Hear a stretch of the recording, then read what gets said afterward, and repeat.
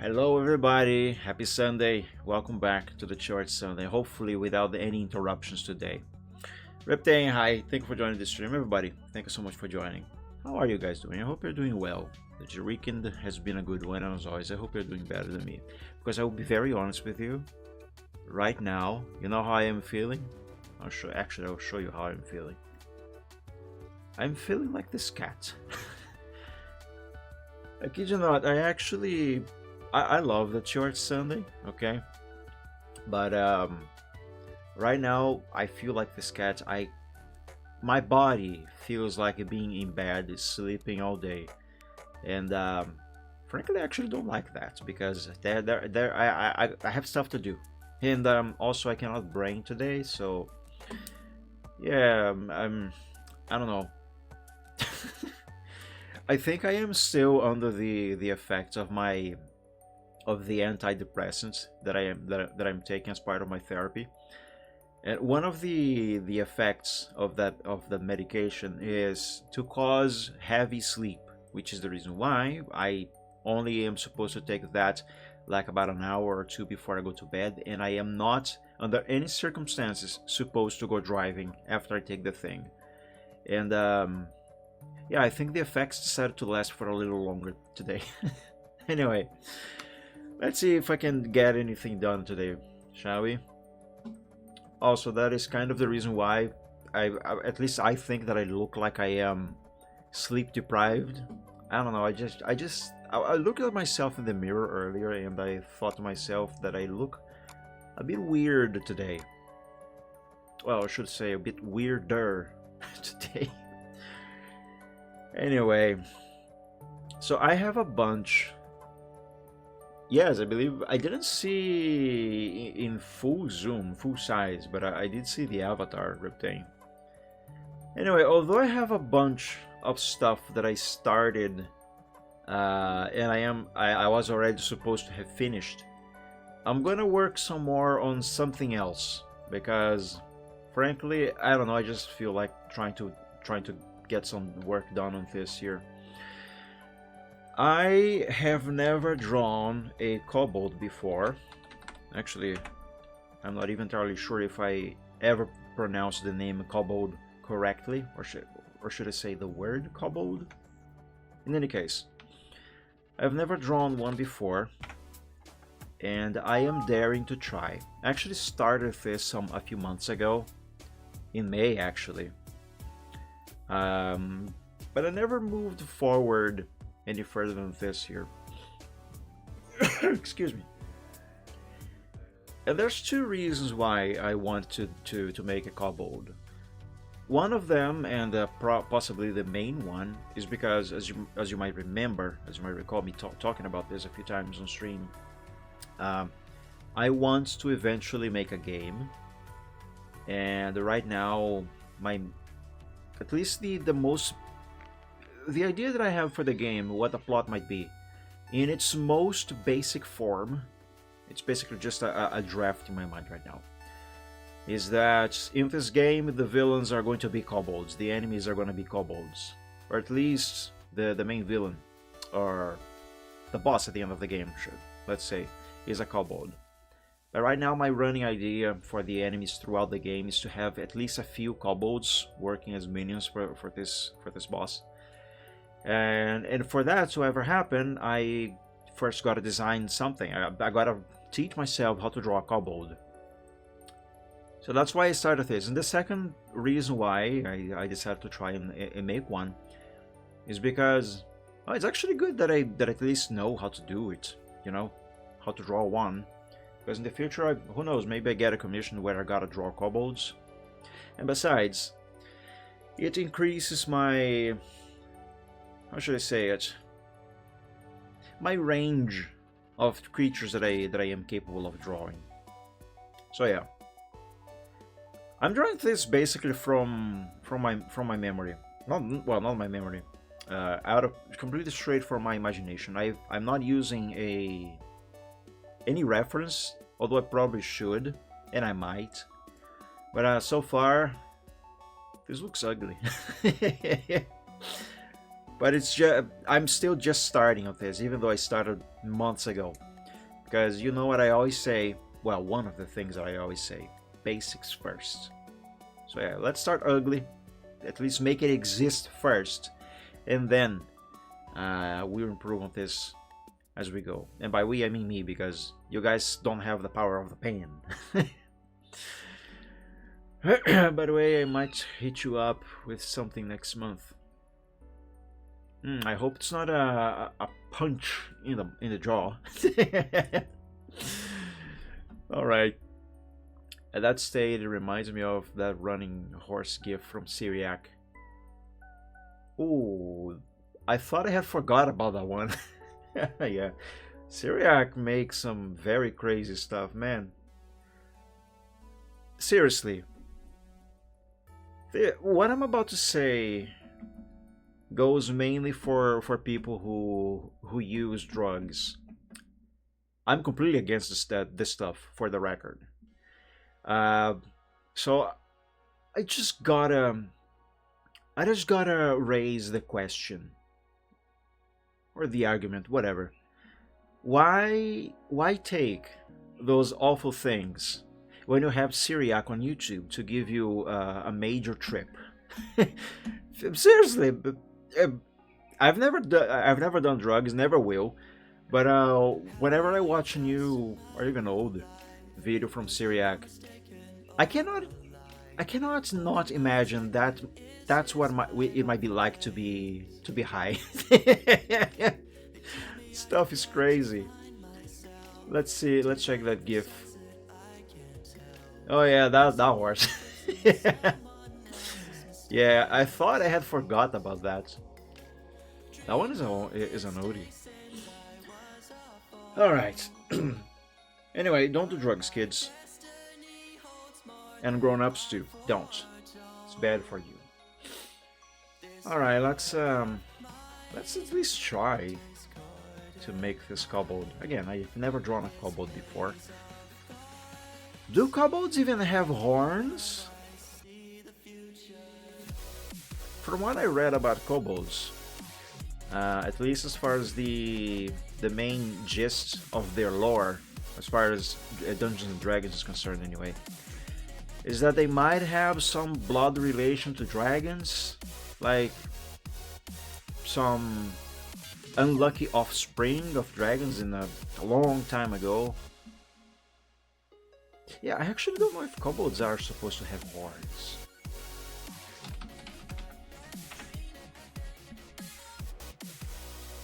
Because, I mean, they are fictitious creatures, so I guess they could have and maybe not. Depends on the artist. This one seems to have horns. This one not exactly.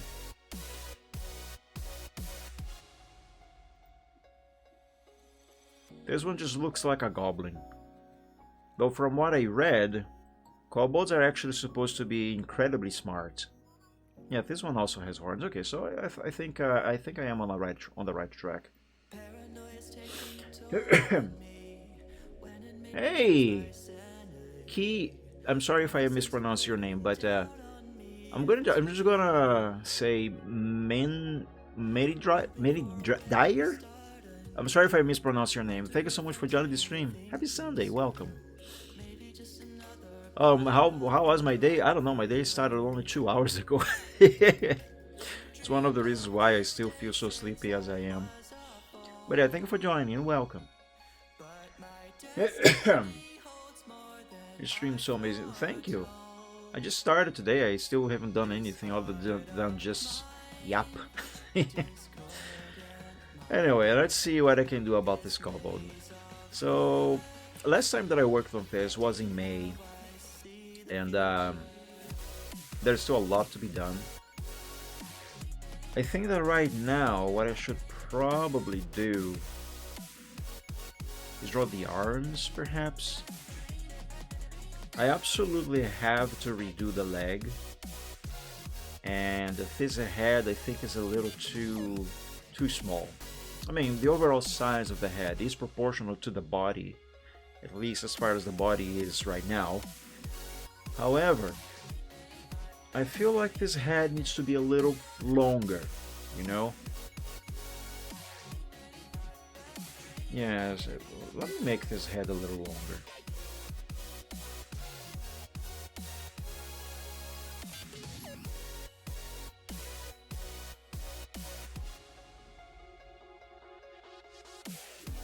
Let's push this forward a bit. And I think I'm gonna have to rework this part of the neck as well. But let's begin with the head.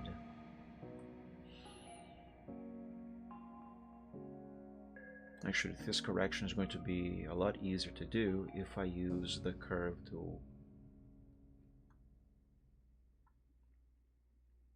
Not necessarily easier, but certainly more precise. I reckon you're some sort of country music singer. Yeah, there. That should do it. As a young thing, life sure is something. You go making choices There's like a dancing. minor correction here. Always growing like a seedling, and playing is like dreaming. Before you know it, big and tall. And Now every for the little jaw. bitty choice you make sends you down a path to who you are today. So let's take a little trip down memory lane and see just what the past has to say. Now let's remove these black pixels from here because I don't need them anymore. And let's do it using the magic eraser trick. It's not actually magic though. But it is incredibly handy that you can use the eraser in Paint in that manner. It's actually one of the reasons why I like to use Microsoft Paint so much for my sketches. It gives me, oops, I forgot to right click. It gives me a lot of freedom to work with pixels. And since I do my sketches in pixel form, it's a great tool to have and use. Sadly, Microsoft has butchered Paint on Windows 11. I tried that on stream before. I actually tried to do a full sketch on it. You guys might remember, or not. I did that stream what? About 3 years ago, maybe 2. I don't know. It was right when Microsoft decided to put layers in Paint, which was a great thing. The only problem is that although they finally added layers, they made everything else a lot worse. But yeah, point is, it wasn't a good experience. Way too many problems. Well, not necessarily problems, but too many, let's say, downgrades. I don't know, it's just not good. Not for the type of stuff that I do in Paint anyway. Plus, there's a lot of wasted space on the interface, because they made the whole interface of the new Paint, everything, every single element, they made them a lot bigger than used to be on this version of Paint, for example. Which means that as a result, you end up having a much smaller canvas on the screen. I mean, you can still make the canvas as large as you want, but the area of the canvas that you see is a lot smaller, which means, like, you see all of this that I have on the screen right now on the new Paint. If I wanted to reach, say for example, this area down here of the Kobold, while on this one I can see it and I can work on it right here, on the new Paint I would have to scroll down, and if I wanted to go to the top I would have to scroll up to the left, scroll some more to the left, to the right, gotta scroll more to the right, whereas on this older version I don't have to do any of that. Yes, downgrades. It's ridiculous. But yeah, when possible, I might give that version of Paint another visit. To, you know, give it a second chance. Who knows? Maybe they fix at least some of the problems that I encountered on the first test drive. Actually, that was more than just a test drive. It was an actual full-on daily driving experience, even though it was for just one day. But regardless, maybe I might, when possible, I might give it another chance. but I strongly doubt that they fixed any of the issues. If anything, they might have made it worse. Well, in one regard, I can certainly say for sure that they did make it worse by adding AI to it. Yeah. But yeah. Point is, I don't like that version of Paint. Like, if they kept Paint just like this, the same interface, no changes, just add, it could be even here on this area of the interface up here, just one little box with a limited layer system, just 3 layers, nothing more. That alone would make this version of Paint essentially be the best one, the most perfect, well, not the most perfect version, but it would probably make it the best version of Paint ever. But no, in giving one step forward by adding layers to Paint, they decided to give another 3 or 4 backwards, and yeah, it's stupid. I don't like that version. It's awful. So whenever I recommend Paint to anyone, I recommend this version here. Which, by the way, I'm not even running the Windows 10 version of Paint, which comes, of course, bundled with Windows 10. I'm running the Windows 7 version. And the reason for that is because the version in Windows 7 does not have in this area here that button to open Paint 3D, which was another blunder from Microsoft. Paint, the version of Paint that comes bundled with Windows 10 does have that. Sure, I can just ignore that, but since I don't use that, it was just annoying me. Hey Dan! Anybody try and follow, try and get 50 subs? Ah, that sounds like a bot. Thanks for taking care of that, Riptane. But yeah, downgrades rather. And I mean, technically speaking, I can give the new version of Paint on Windows 11 a go whenever I feel like, because I do have Windows 11 on a virtual machine. The only problem is that my VMware, I mean, eats up way too much RAM.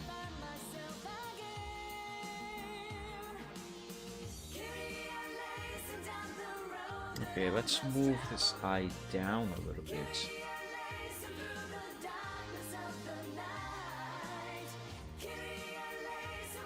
Yeah, that looks a bit better.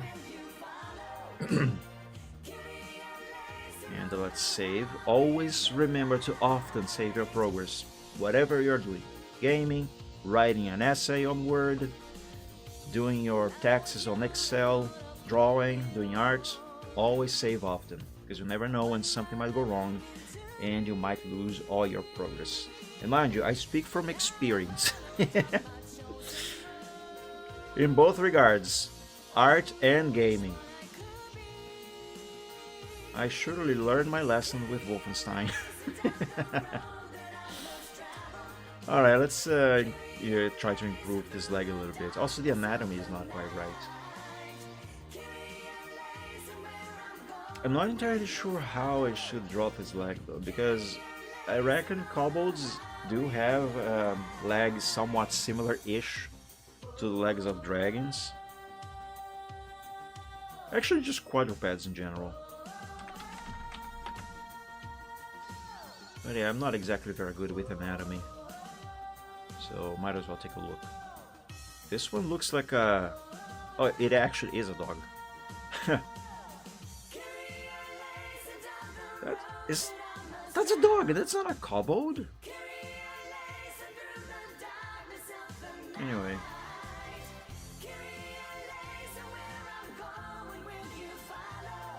Yeah, it's about the same type of leg.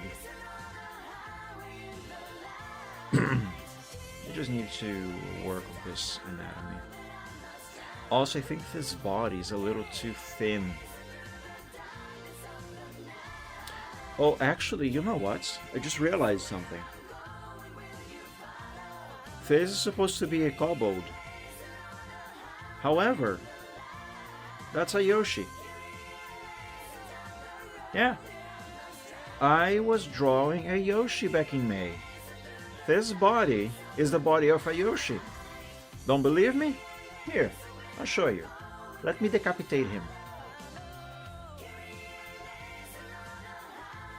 Look at this. Do I even remember how to draw Yoshis? It's been so long. Thank you so much for watching. If you click on that bell, you will be notified. Let's make whenever I a very upload simple a one. new video. Also, I'm very happy to announce that I finally have my official Patreon page. So this is the only correct name for that page. If you want to see some exclusive Very videos, simple stuff, behind the very scenes, quick. how I work on songs, career updates, some backstage footage, song requests, my MP3s for download. Even if you There's the spikes on the back. And there's the Soodle saddle. Oops.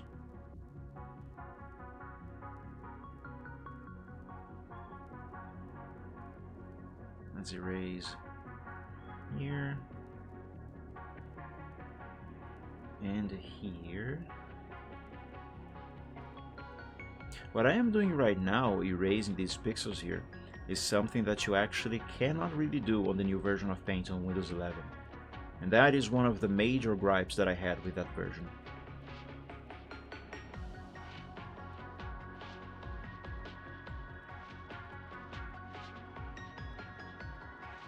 Here.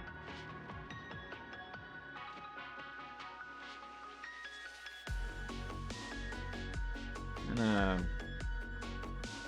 arm here real quick.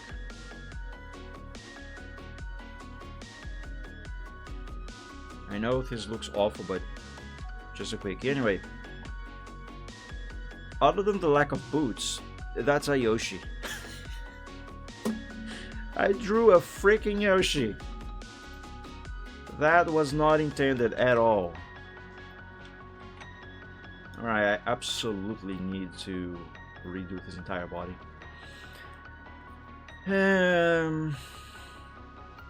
Also, I need to shave.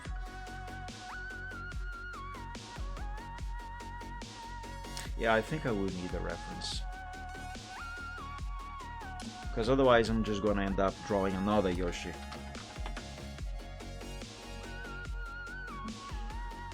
Let's see, what can I use as a reference?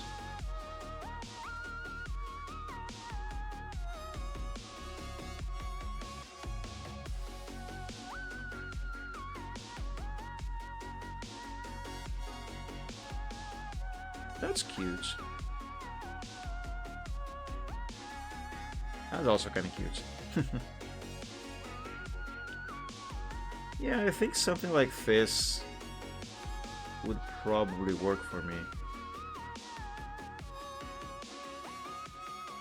Yeah, a bit of a longer tail. All of them seem to have a much longer tail than what I drew here originally. Look at this one. Mommy! Yeah, I'll use this one as a reference. And mind you, using a picture as a reference is completely different. Oh, that's big. It's completely different from copying the said picture.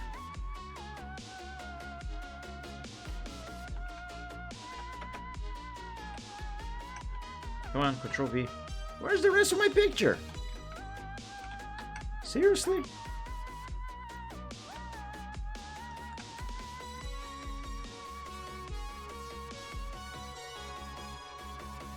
Alright, that's by Cubic Smoother.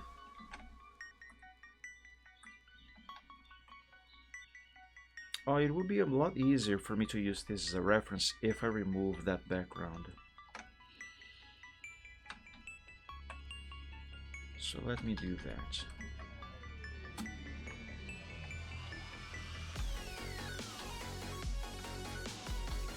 So this Kobold here seems to be done by Kyume. I don't know if I'm pronouncing that correctly. I will remove this signature just so I can have a more clean reference.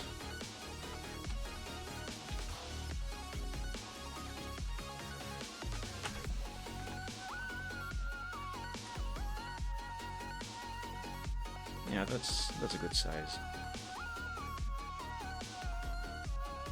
Actually, I'll also save this to my collection of pictures because I think this kobold looks cute. And I will copy this file over to here for reference.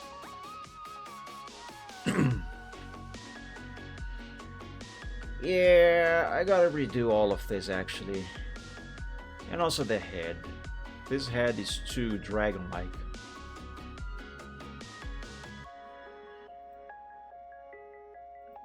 I will save this sketch, however, to the progress sheet as it is, and then redraw it.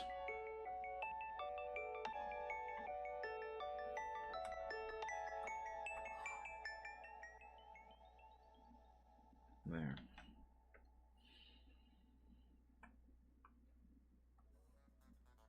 Now let's recolor all of these lines so I can more easily draw over them without losing track of what I am doing.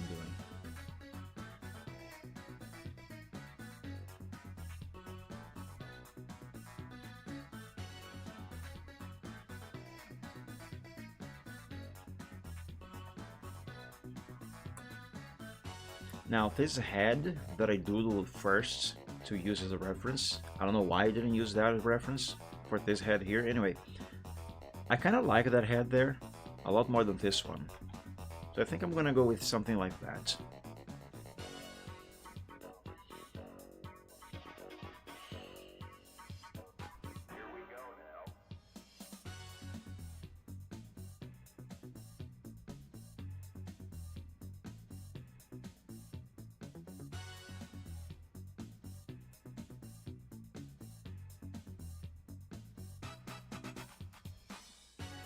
I just gave it a dragon-like jaw again.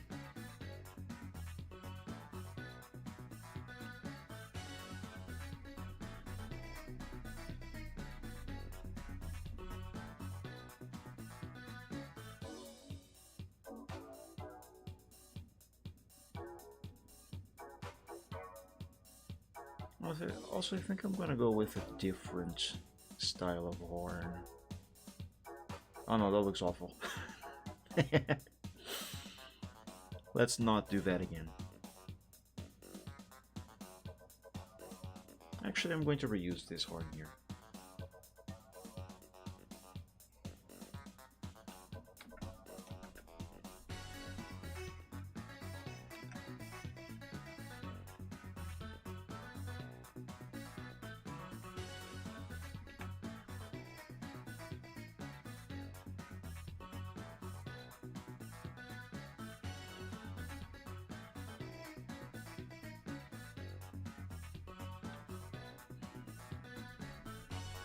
Hey, where's the line that I just drew there? I didn't hit undo, did I? Where's my line? Oh, there it is. I did hit Control Z. I didn't realize I hit Control Z. Well, technically speaking, I didn't, because I didn't reach for my keyboard. Without noticing, I pressed the Control Z button that I have on my drawing tablet.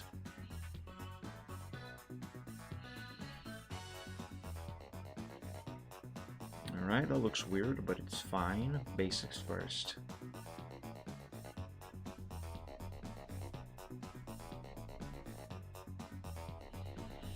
Now, to reattach this horn to that head in a way that works, I need to recolor it. And once again, the eraser trick comes in for the rescue.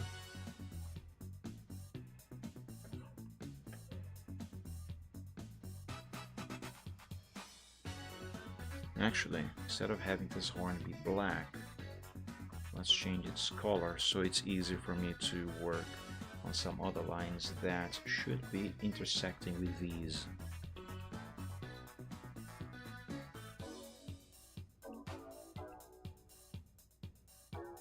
And I think I have it right about here. Might work out just fine.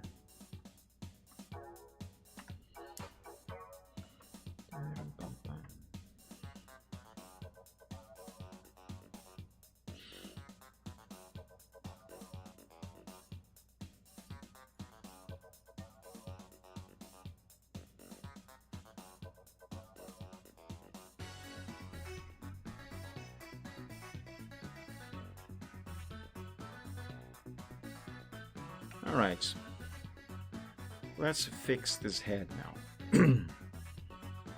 The basics for it are in place. So let's advance a little bit.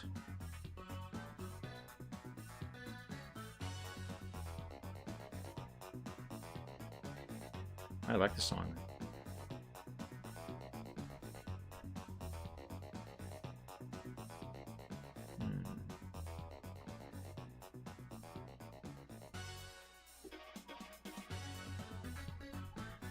Yeah, that will make it a lot easier for me to draw. Well, not to draw, but to see what I am drawing.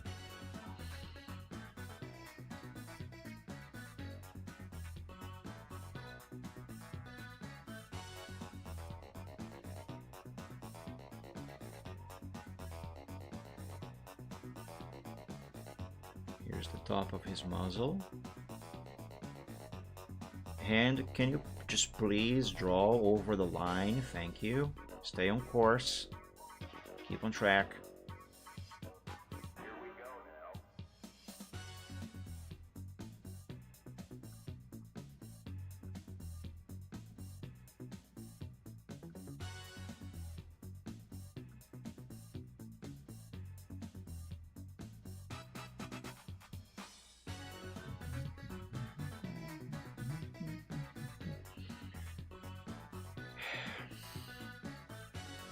So most kobolds that I have seen, well, art of kobolds that is, I've never seen a kobold in real life. They don't exist.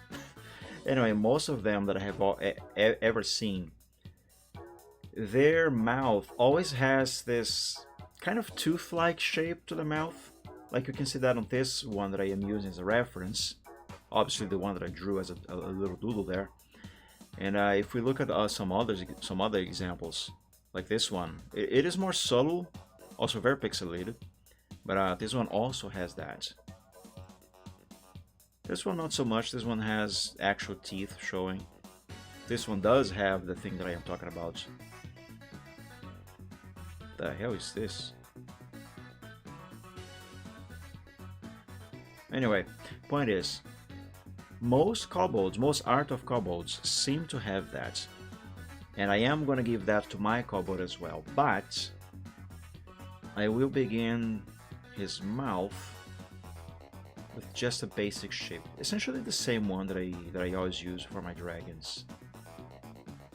My dragons. Whenever I draw a dragon, that's what I mean.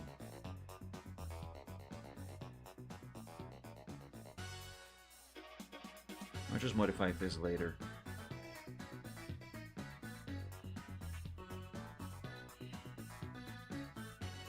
Give him a chin and then a lower jaw.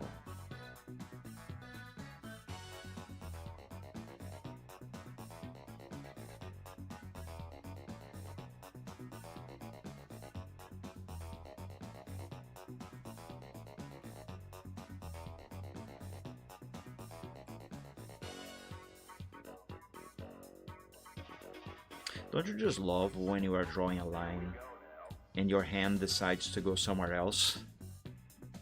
Look at this. Why? Just why? It's like my brain wants to draw one thing, but the hand wants to draw another. And they are always fighting each other. In the meantime, I'm just sitting here in the middle and questioning everything. Just why? You know?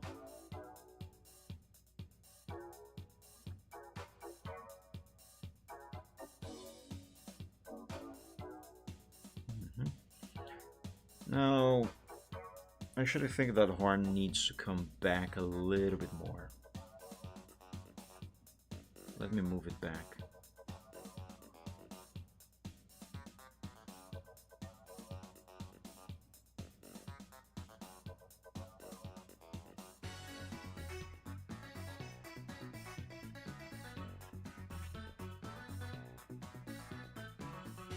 Now that I think of it, I might want to redraw the horn. Still keep it on the same shape, same design. Just change its angle.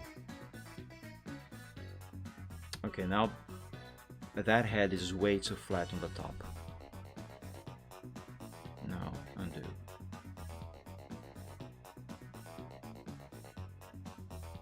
Oh, you know what? I think I made his jaw too long. Yes, I did. Let's make his muzzle and snout a little shorter too.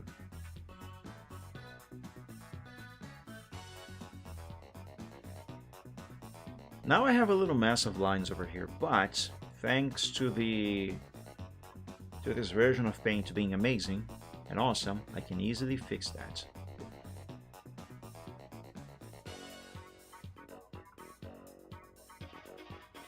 Now, of course, there's two different ways to redraw this.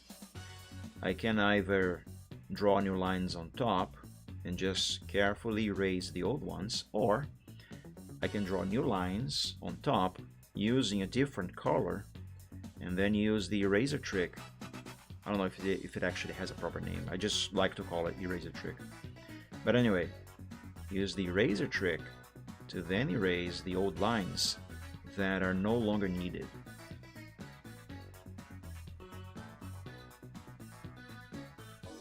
And I've taught you guys on stream quite a few times before how to use the eraser trick.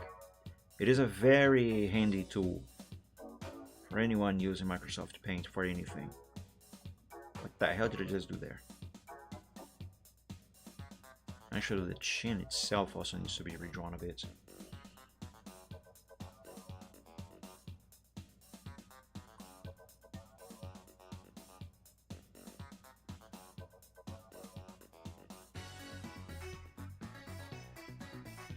I will have to redraw this again,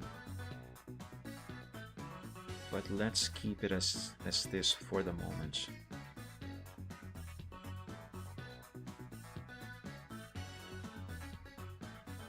I made a little bit of a mess of this area here, but no problem. Alright, let's use the eraser trick. Oops, I accidentally cancelled. There we go. See how easy it is? Now, in case you might be wondering how this is done, and you missed the previous streams where I did show how this works, I'll give you a quick rundown. So let's say, give me the pencil. So let's say I have a line that I drew with the color black, right? And I want to redo this line, but I don't want to have to, you know, because I could just do this, for example. Draw again with black on top. Let's say I just want to change the angle of the line, you know. Could just draw another one, and then what most people would probably do would be to grab the eraser and then erase the old one like this, and be very careful not to touch the new one. Or you can do this, but to make sure you are not going to touch the new one and therefore mess it up, you could instead do it like this. Keep the original line with the color black.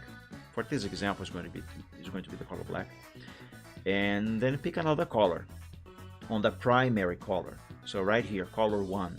Okay, can be any color, but for this I'm going to use the color, the color red. So then I draw my new line. I messed up. Yes, let's say this here is my new line. Now, to erase the black one without changing not even a single pixel on the new line, what I will do is pick the color black on the primary color, therefore color 1, right? Because that is the color, the same exact color as the line that I want to erase. Have that color be there.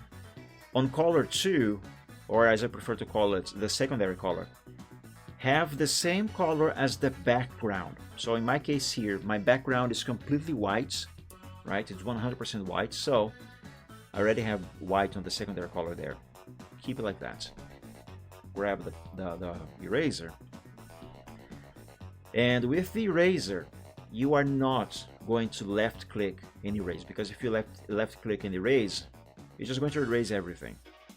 Instead, you are going to right click and hold the right click, and then you can erase the new line. And even if you go over the new one with the eraser, so long as you are holding right click, it is not going to do anything to that line in red.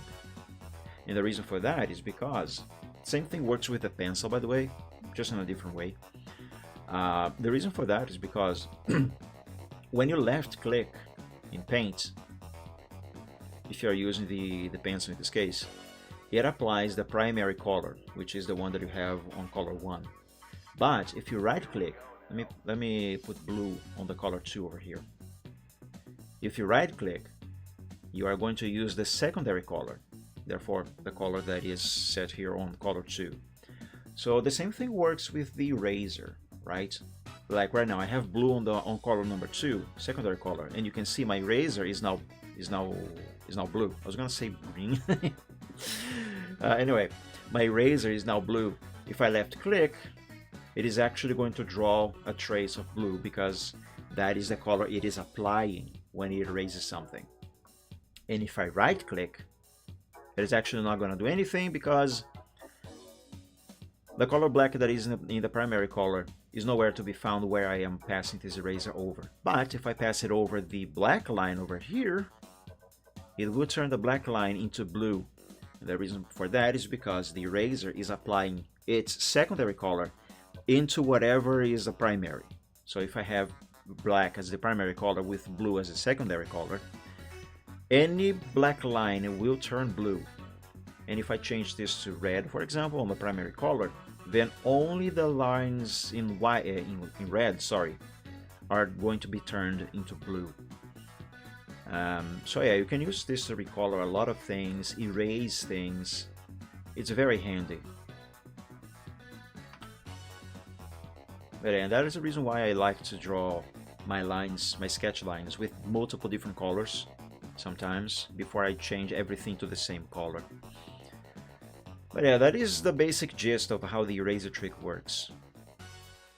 And that is also how it works with the pencil to erase some bits and pieces of the line. Because I don't know if you have noticed, but what I draw still, what am I trying to say? While I draw lines with the pencil, but even still using the pencil without using the eraser. I don't know if you have noticed, but I sometimes do erase bits and pieces of some lines that I drew, like I'm doing right now with this example here. And again, that is working like that because red is the primary color. Therefore, if I left click, I'm going to draw a line, use the pencil, which is how the pencil is supposed to work. But if I right click, because I have white on my secondary color and white is the same color as the background, then what happens is that upon right clicking with the pencil, I am now applying, or rather the pencil is applying the secondary color over here. And since it is the same color as the background, it just looks like I am erasing the line, even though I am actually technically just drawing a new line over. Or more precisely, right now, because of how I was moving, I was just drawing a bunch of squiggles. Anyway, this is, by the way, something that you can't really do on the new version of Paint on Windows 11. At first, it seems like you can do it, but I found by experience that it actually draws a different... The tone of color you're using with the secondary color on the new paint is just a very slightly different tone of that color. In this case, white. Just different enough that if you apply some other color to the background, like let's say I do this, it is just different enough that it is actually going to be showing. And to give you an example, let me drop this just a little bit.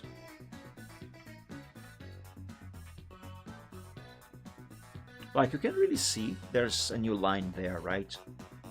But if I apply another color to the background, now it becomes visible. And this happens every single time on Paint or on Paint on Windows 11. So use this trick that I have just showed you here with a pencil and the eraser to some extent as well. On the new version of Paint, you cannot really do that because you are going to leave a lot of traces everywhere. And that is very annoying. Anyway, let's continue this.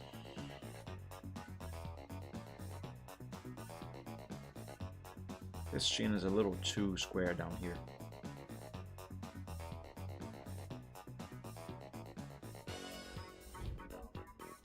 Yeah, this is a little better. However, I'm not too fond of this jaw as it is. Let's redo it.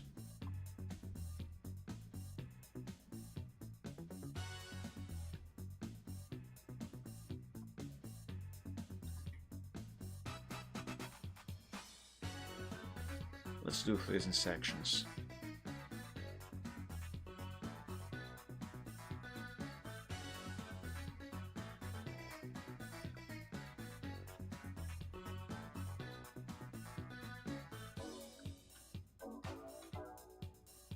Okay, this should be fine for starters.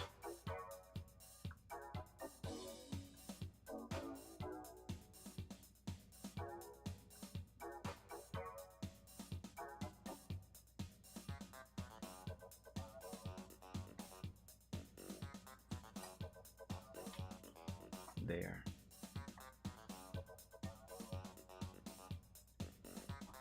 And using the eraser trick just as I showed you, I am now going to erase these red lines. There.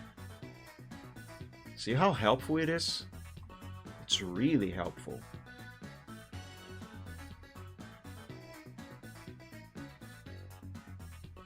I'm actually going to use the curve tool for this bit here.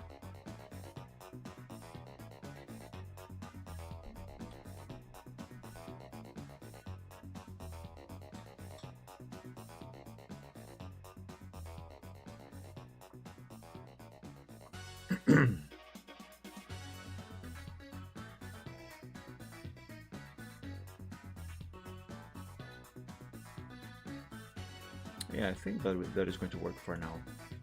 Let's turn the red into blue so it matches the other line. Actually, this is supposed to be all red for now. So let's switch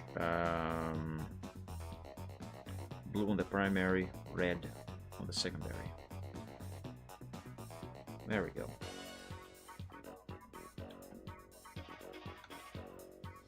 That head is way too big.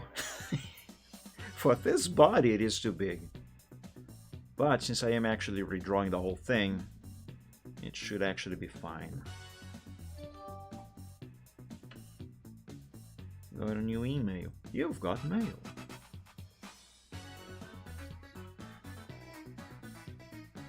I actually started using Outlook on Windows because my phone is, my smartphone I should say, is still out of commission because I still don't have a new battery for it. So I can't really be checking my emails on my phone. I would have to keep it open on the browser on the PC, and because I actually have multiple emails, work email, personal email, an email only for commissions, I can't really keep all of them open at the same time. So I figure I might as well start using Outlook, I guess. Because otherwise I would just simply get a notification on my smartphone when I get a new email. Say for example someone wants to commission me by using my email, mdcommissions@hotmail.com, and I get some requests for a commission there. If I don't receive the notification, I will likely forget to check, and therefore the email will end up unread. So the person might end up thinking that I am ignoring him or her. So man, I miss MSN Messenger. It had a very good new email notification pop-up, and it would never fail. Outlook sometimes does not pop up a notification or even make a sound when I get a new email in any one of the accounts that I have set up in there. And I'm talking about Outlook. I'm talking about the program, not just simply the email platform. Oh yeah, man, I miss Messenger.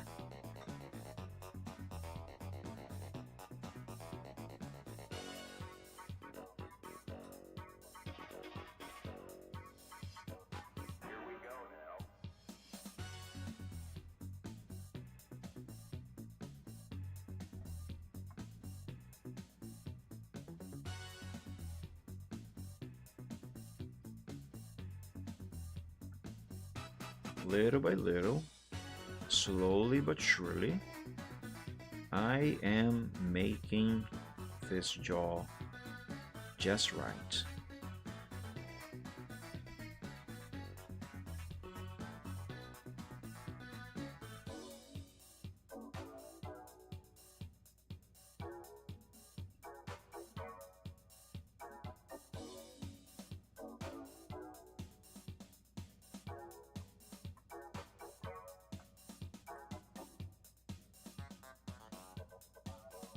Yeah, it's still a little too square though.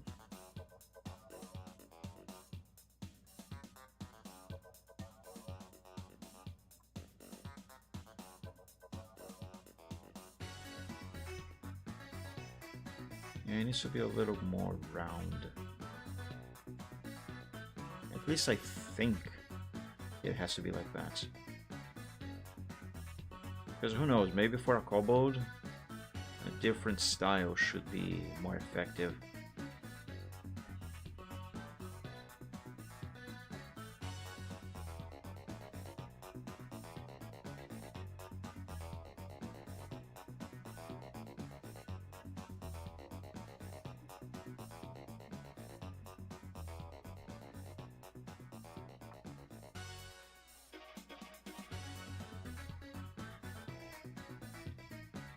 Yeah, that's a bit better. Though the curvature over here is a bit wonky.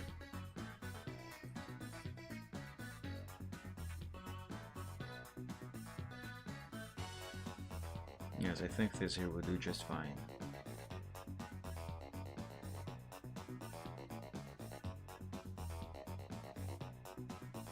I'm going to use the curve tool.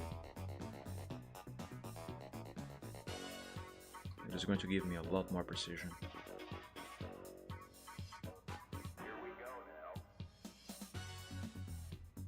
There we go.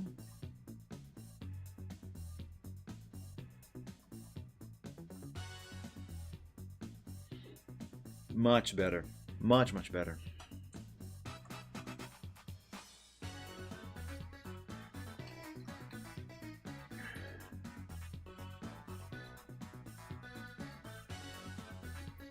That does look like a dragon head.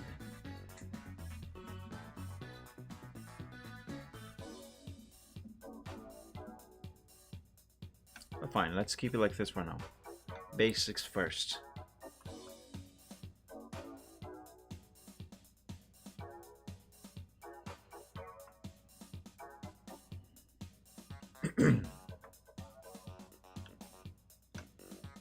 Let's redraw the body for now.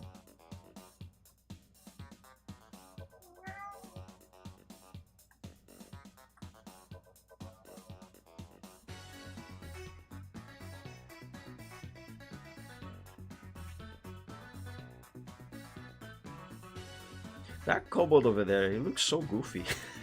I love it. I like how goofy he looks.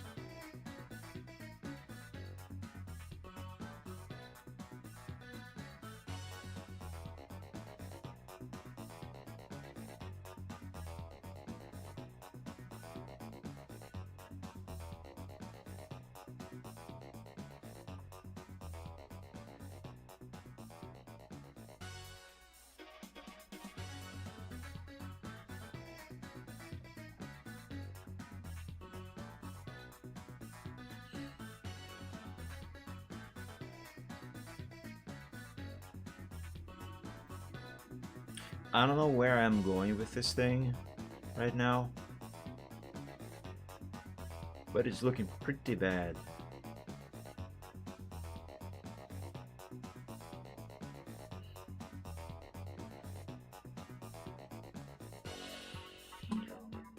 Here's what I'm going to do.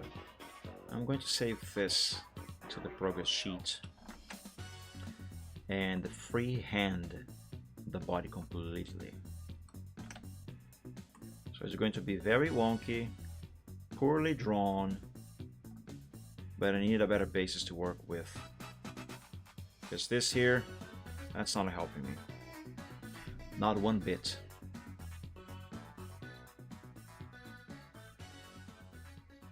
Alright, how should I do this?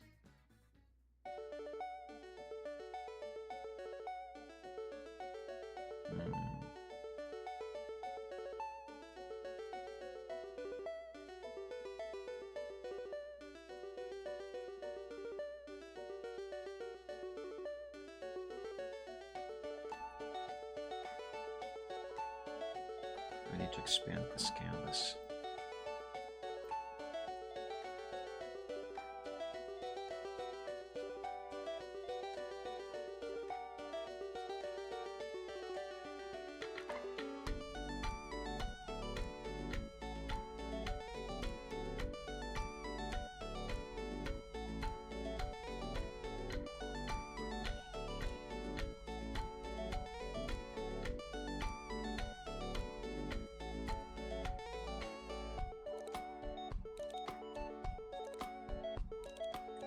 Yes, this will help.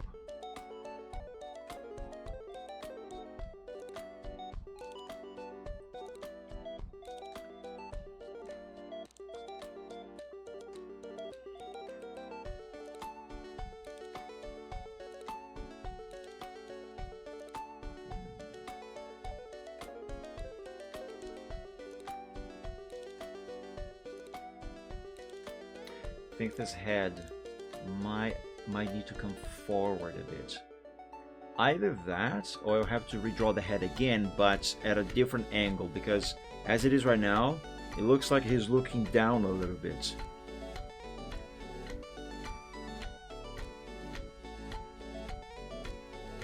And I do think this head is a little too big.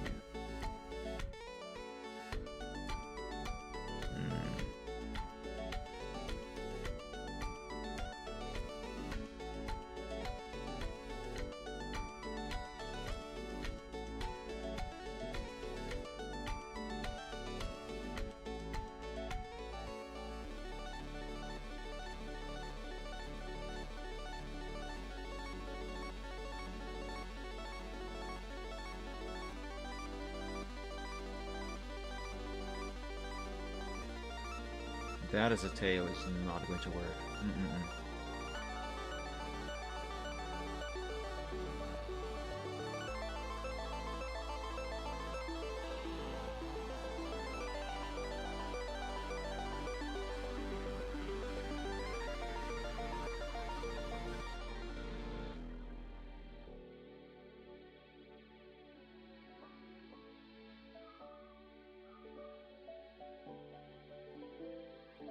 This is supposed to be his paw or foot. Kobolds have feet or paws? I'm not sure. I would say paws, because they are not humans, but they are bipedal. Bipedal? Did I say that right? Oh, you know what I mean. They walk on two legs.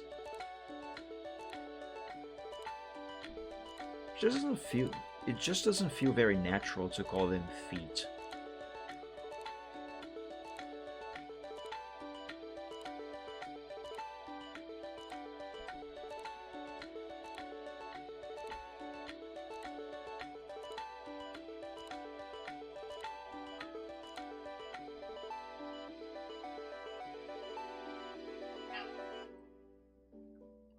I think my cat wants me to open the door to leave. Yeah, he does. Can you hear him meow? What's up, Bob? Do you want to go out? I'll take that as a yes. Give me a moment. I'll open the door for him.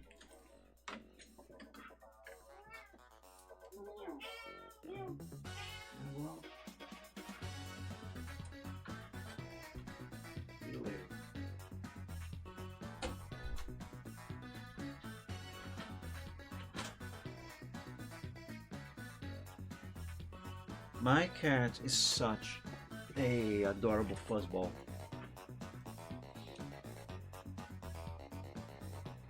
He's a really nice cat.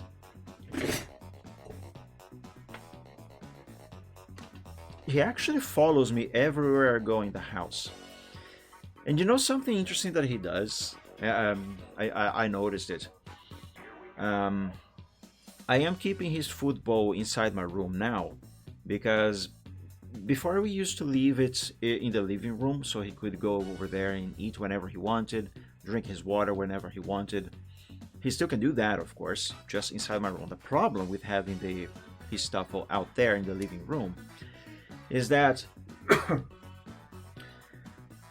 I was having a little problem with a couple cats from the neighborhood. I don't know if they are owned by any of the neighbors or if they are strays. The point is, they were coming in several times during the day, every single day, and night of course as well, and just eating up all of my cat's food.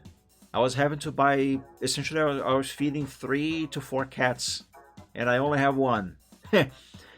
So it was getting expensive. So I decided to actually put some control over how much food he can have and when he can have. So now, and also to avoid all of those cats from coming in and stealing his food. So now I am keeping his food and water bowl in my room. He still has a water bowl outside as well. But the food itself is only here, and I give him just the right amount at just certain hours of the day, because you know I don't want a super fat cat. It's not good for his health. But anyway, where I'm going with this story is that even if he's hungry and he wants to eat, I open the door, bring him in, give him food, and etc. He likes company. He likes my company. So sometimes I open the door to let him in, and I myself go to the kitchen to, I don't know, maybe get some water, get coffee, make my own food for me to eat. You know, he comes in, eats a little bit, then notices that I just left, and he immediately goes after me and just sits there in the kitchen. Sometimes rubs against my leg and meows as if he was asking for something. Of course, I don't understand cat-ish. I don't speak their language. But one thing that I notice he does whenever this happens is that actually he's asking me to come back to the room. Because when I am out there and he follows me after I open the door for him to eat, I come back in here, just stand by the door sometimes. He comes running after me as well, and then he goes to eat his food. If I am in the room, if I leave again, he also leaves again and starts meowing at me to come back. And when I come back and actually sit down back on my chair here, then he goes and eats his food. So yeah, he may be hungry, but he likes company. He wants my company to eat. He wants me to be nearby. And frankly, if that is not a sign of love, I don't understand what it is. But I love that cat. I really wish I could afford to pay him a pet shop to give him a bath, because I don't know how to bathe him. He would never let me bathe him. He hates water. And he really needs a bath. DM, let me take a quick look there. Yeah, the chunk cards. Or chart, not cards. Let me open this in the... Actually, no, I just dragged this down here. A fine boy. He chonk. A hacking chonker. Hefty chonk. Mega chonker. Oh lordy, he coming. Yeah, my cat, I think he's still a fine boy. It's kind of like in between a fine boy and just a teeny tiny amount of chonk. But yeah, he is very furry. His fur is very long. Well, not very long, but it is long. So it makes him look like much bigger than he actually is. But anyway, he's such a sweetheart.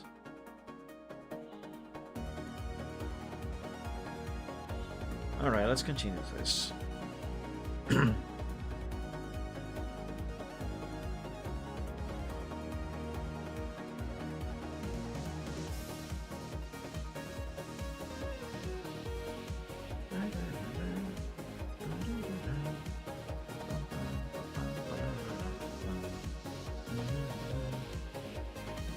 Reminds you of a pig?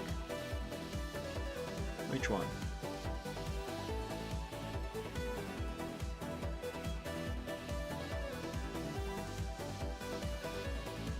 But do you remember the picture? To find it again?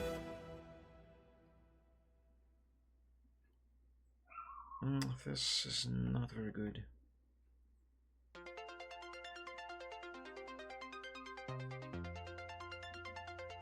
Let's use the line, the curved one. That's it.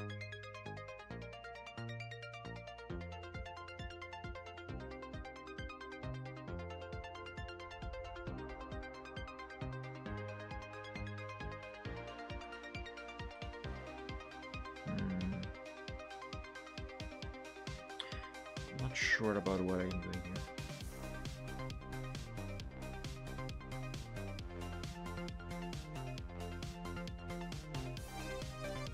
Guys, if you recognize this music, you had a nice neighborhood.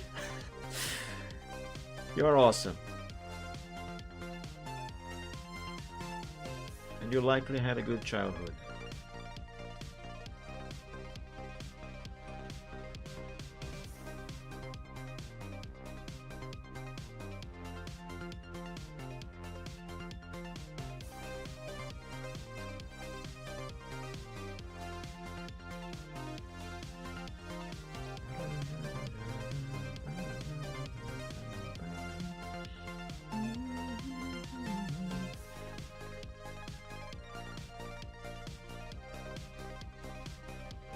Let's try to draw a tail here.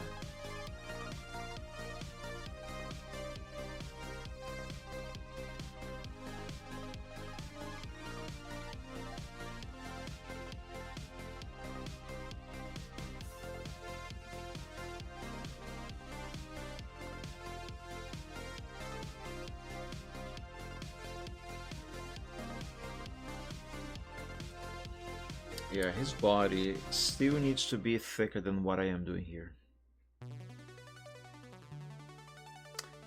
And I'm still drawing a freaking Yoshi. This thing needs to be more erect, you know, more upright. This still a Yoshi. Oh, why can't I not draw Yoshi? Ah! Hang on, I am gonna need more space.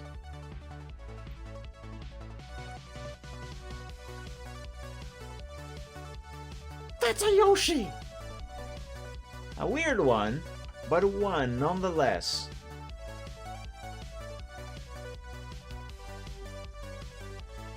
God damn it.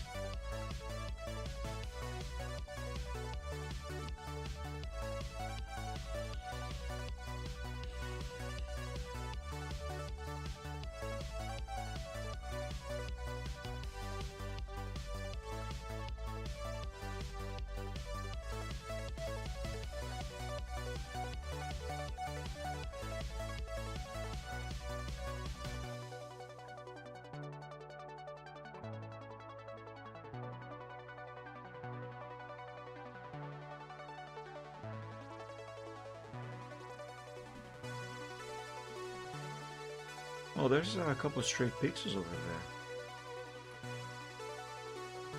How did those get over there? If anybody found a similar one while searching in the tavern, let's go to the tavern and take a drink.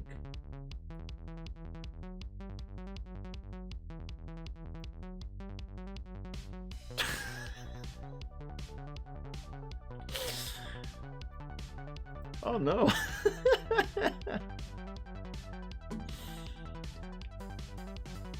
I don't think Renamon really enjoyed that that dip into the sea.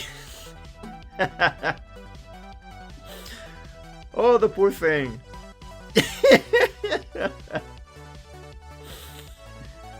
Oh my god, the poor thing.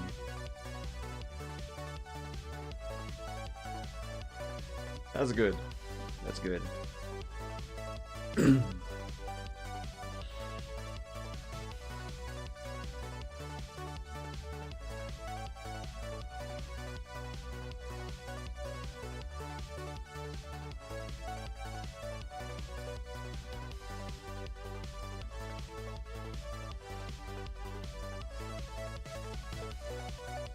Oh my god, why can't I do this bit down here?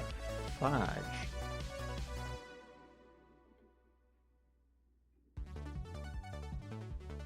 Ah, that's good enough. Actually, no, I am not going to erase that. Not now.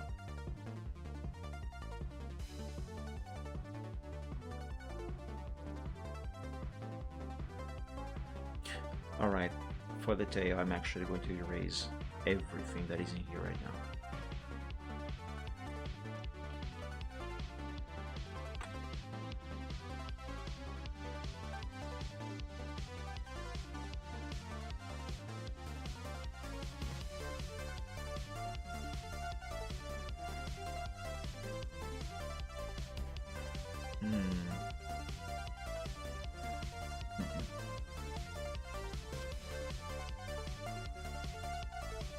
Oh, actually. Yeah, that might work.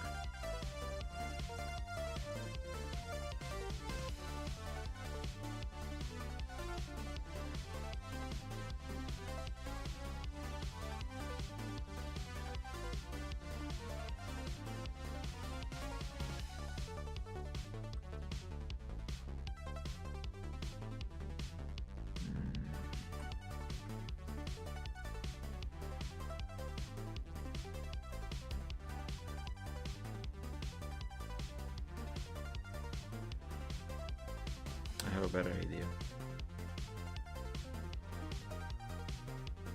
Let's draw this tail using just the curve tool.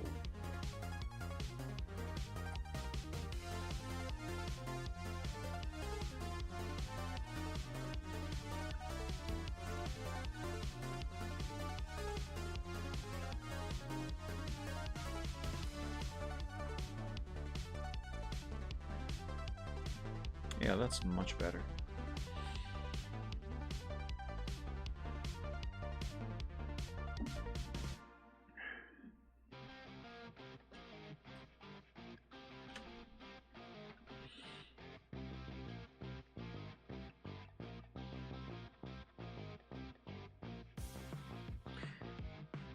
I am not sure I like what I got going on here so far.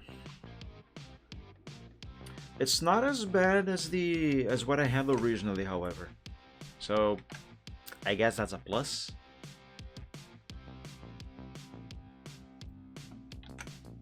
What I know for sure is that this thing is a lot taller than it was before.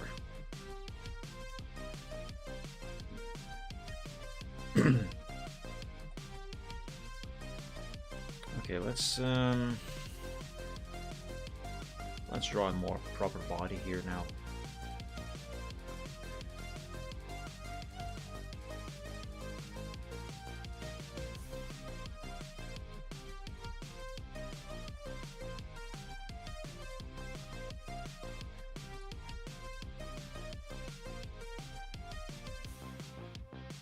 Go down a bit more. Yeah.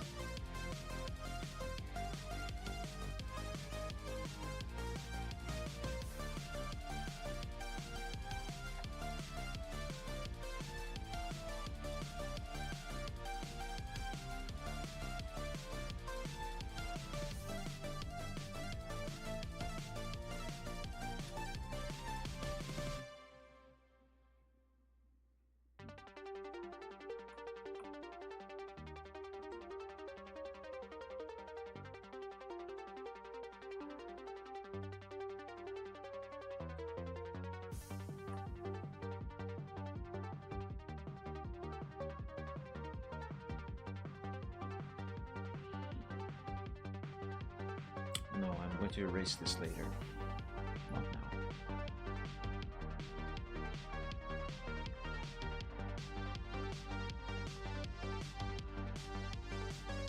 Why is that back there? I have already erased those.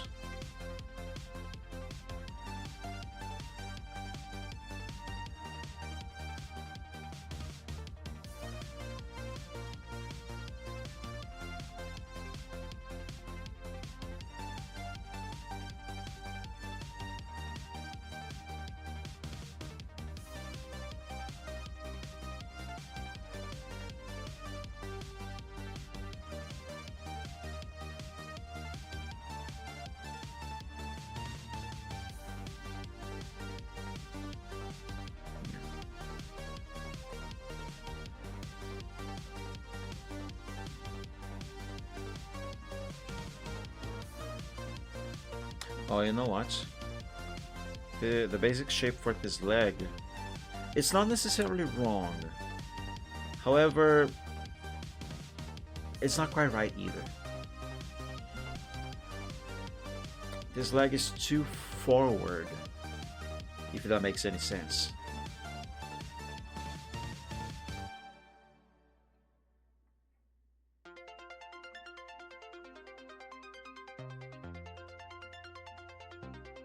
Nah, hold on.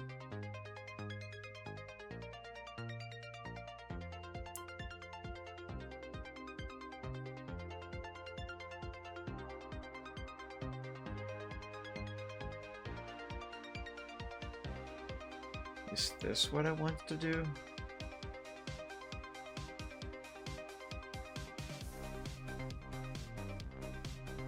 No.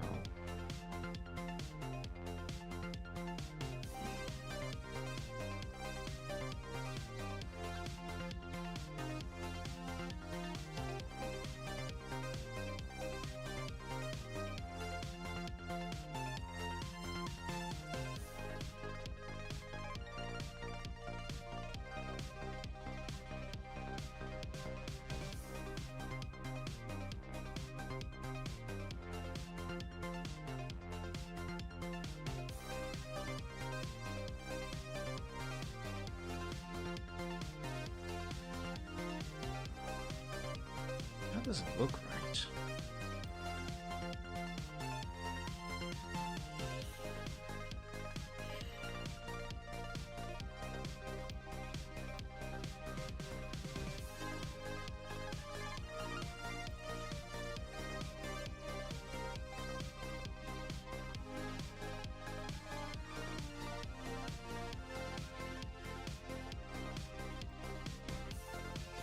I'm checking some of my own stuff for a better reference for the legs, or the back leg rather. I don't really need it, but I feel like it's going to be much better if I do check it.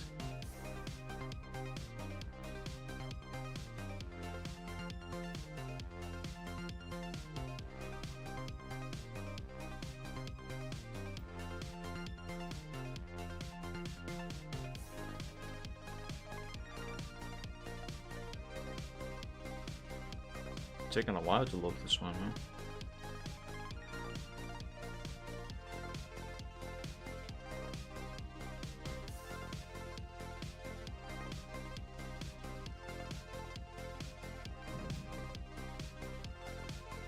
Yeah, I think I got it.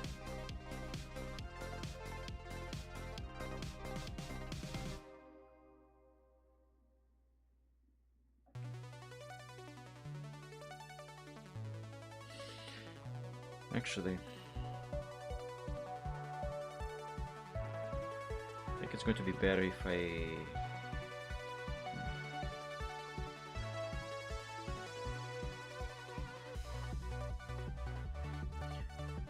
need to do some cleaning up here.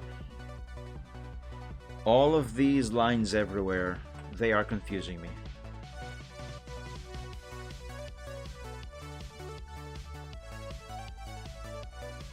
This isn't a progress sheet.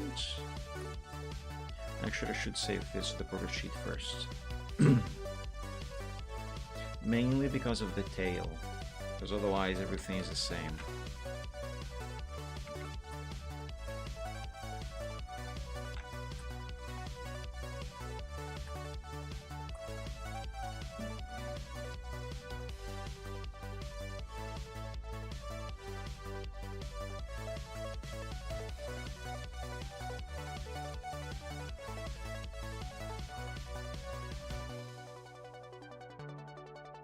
Why did you cancel?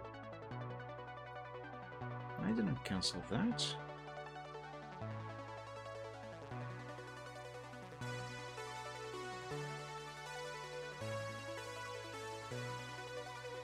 Alright, now that this is cleaned up, I maybe might have an easier time. Sorting this out.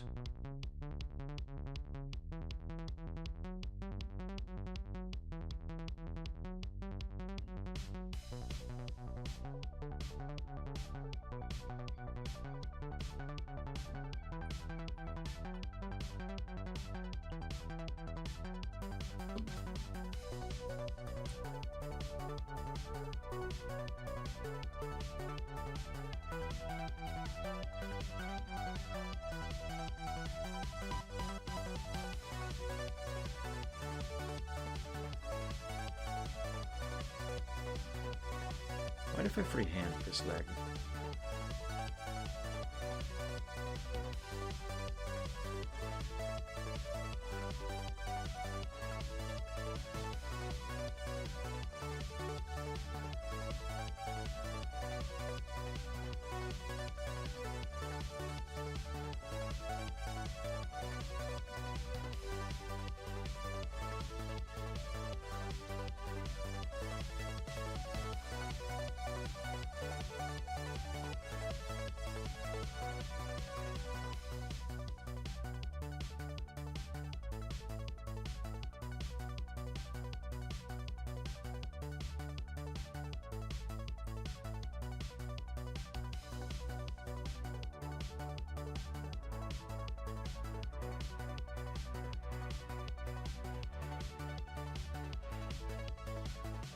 This looks like a noodle. Oh my god.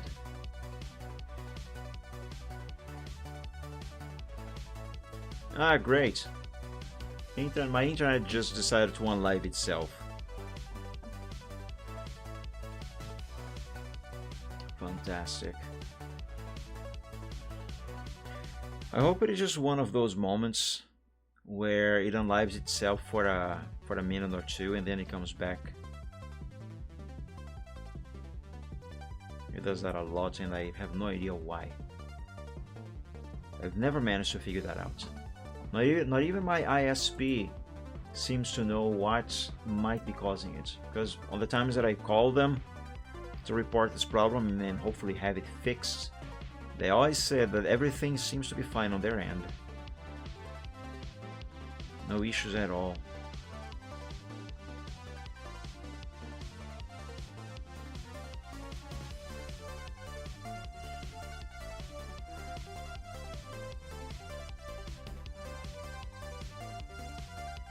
It seems to be coming back, but it's gonna go out probably for a couple seconds and then come back for good.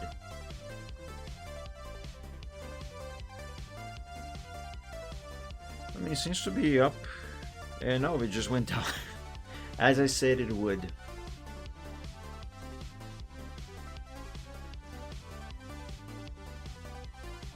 Okay, I think we are back for good now. Let me refresh the browser on the other PC here.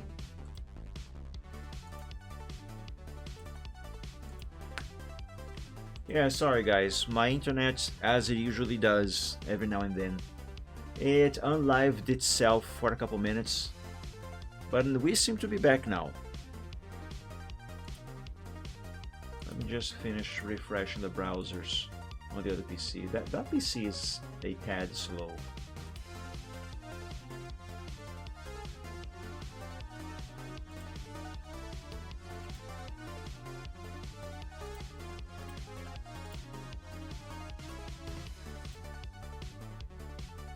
Okay, we seem to be back on Twitch. What about Picarto? Yeah, seems to be working. Okay, sorry guys. Blame my internet. It's fine, you didn't miss anything.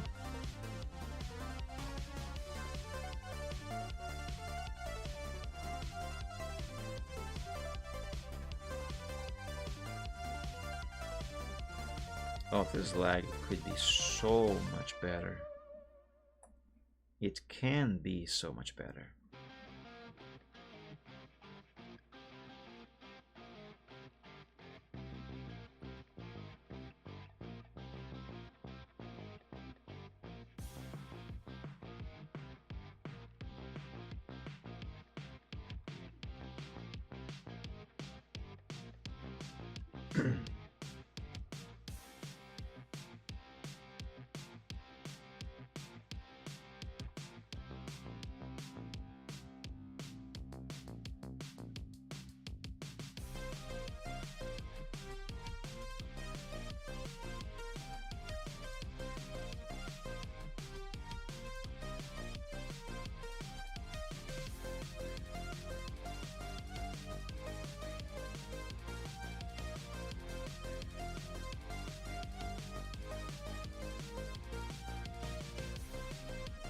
Yeah, overall, I think this is better. However, it is looking a bit wonky.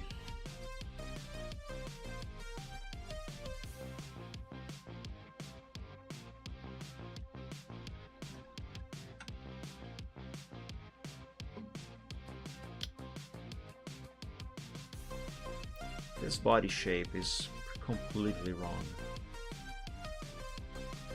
It is completely wrong. Oh, by the way, I forgot to tell you guys at the start of the stream. My intentions for today's show is not just to work on this kobold. There is something else that I want to try.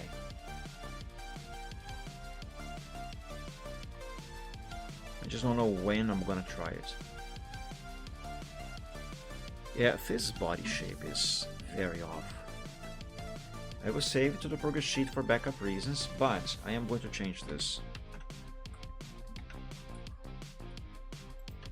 This canvas needs to be bigger.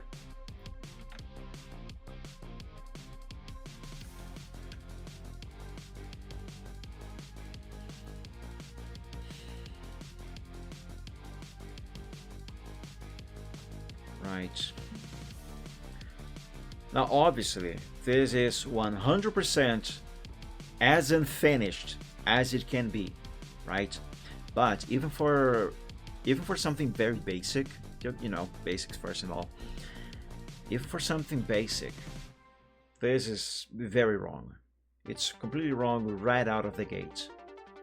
For one, this body is way too tall. I gotta make this shorter.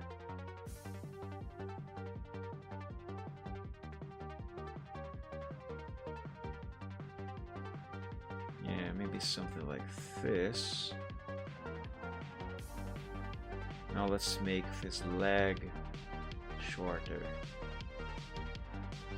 Yeah, that looks a lot more proportional now.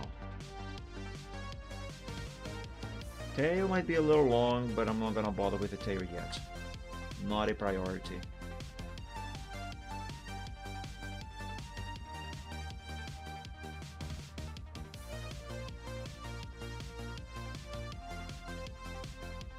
What I most absolutely must not do with this thing is end up drawing another Yoshi.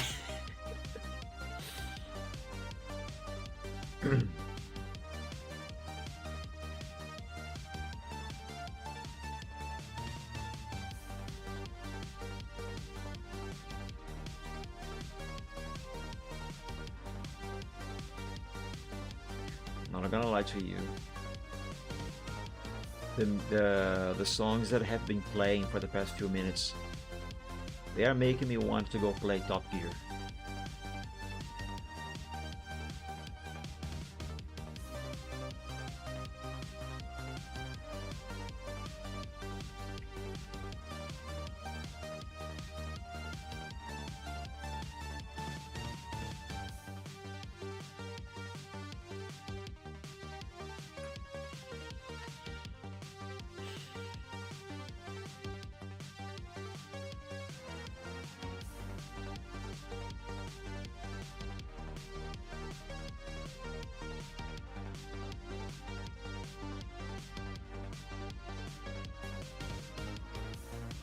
Yeah, I think I am on the right track now.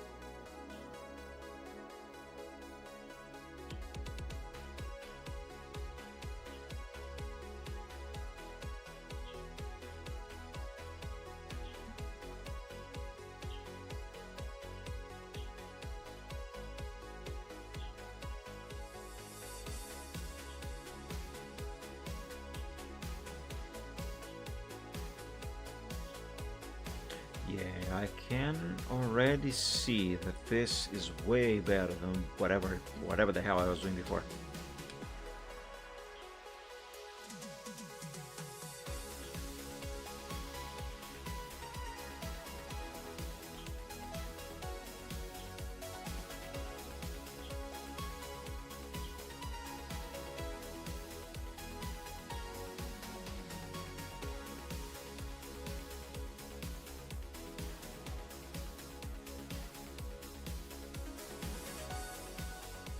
But of course, completely and entirely very far away from anything that can remotely even be considered as finished.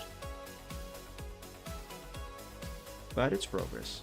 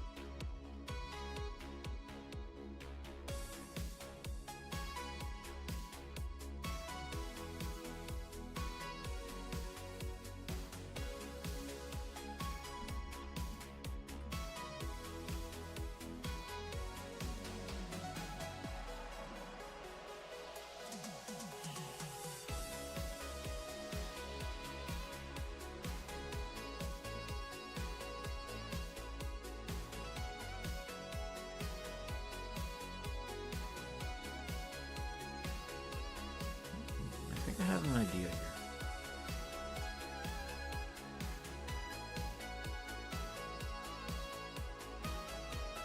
Yes, this might look good.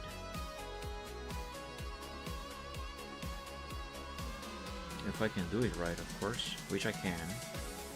Just gotta get there.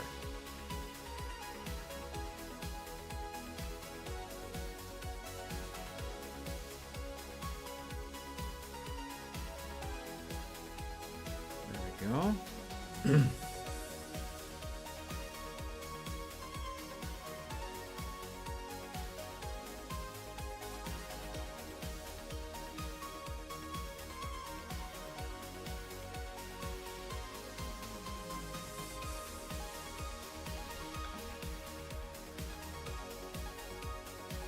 Okay, now I am not so sure that that was actually a good idea. Yeah, no, it wasn't. It looked way better in my mind.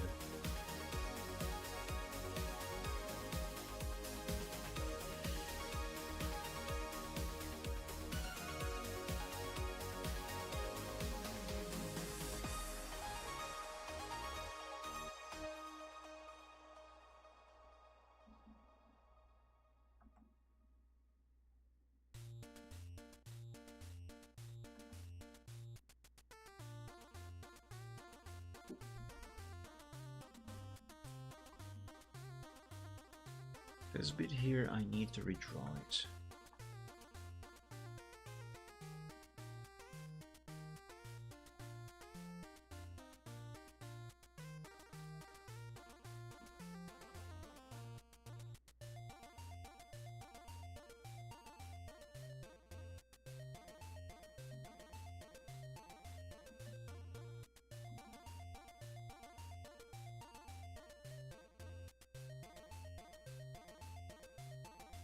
There.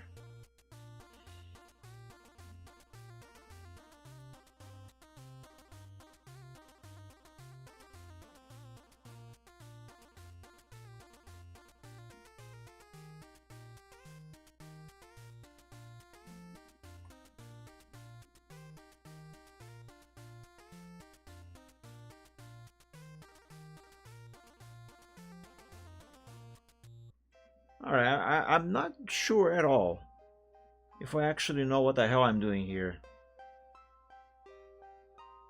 I'm not even sure if I can really call this progress at this point. Because I think I am at that stage where, at least I think that I am, where the more I fix, the more I break. I hate when I go there. Let me change the song real quick though.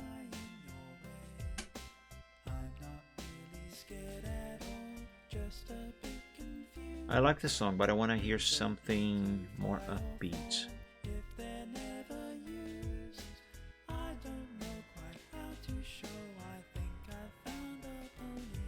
Yeah, this here.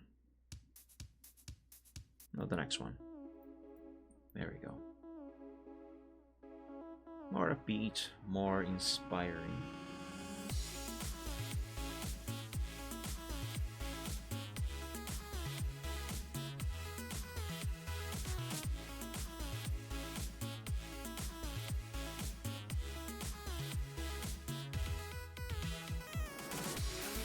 I think I need references for the leg.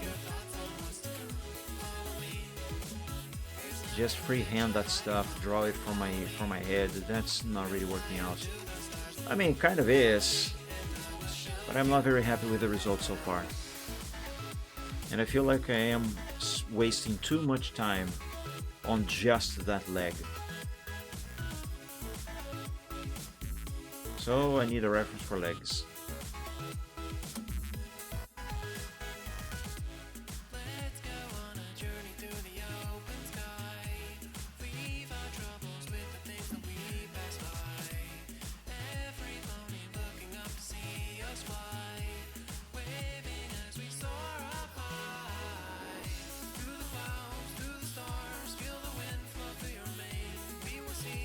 Reference for, I mean, tutorial for what is this?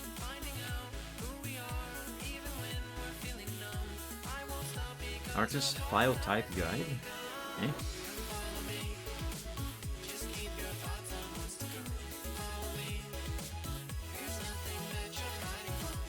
I have zero memory of ever downloading this tutorial. Well, regardless, it's not what I need right now.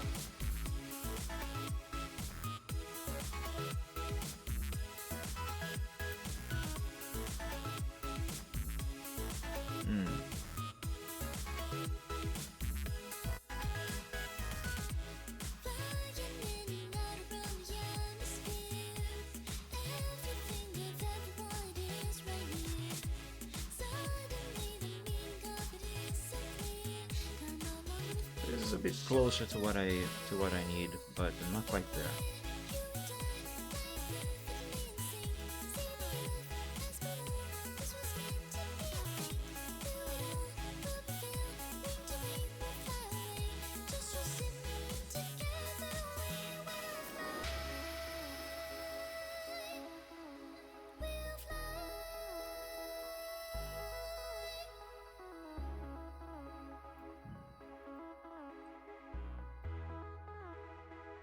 This is closer to what I need, but still not quite there.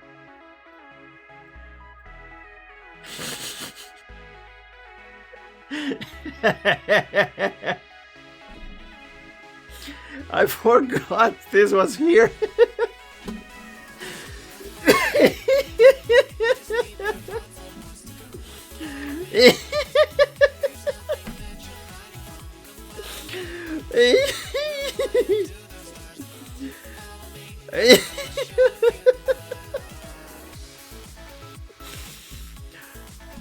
Tutorial for what this is? What is this?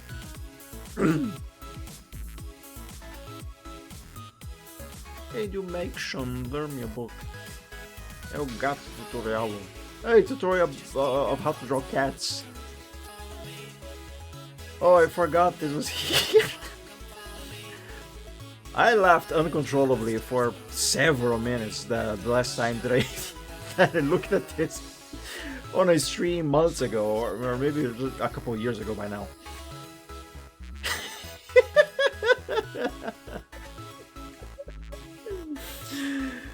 Oh my god, that's good. I forgot that was here. Excuse me. Completely.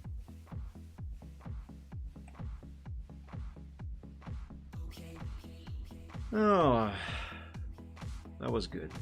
I needed a laugh.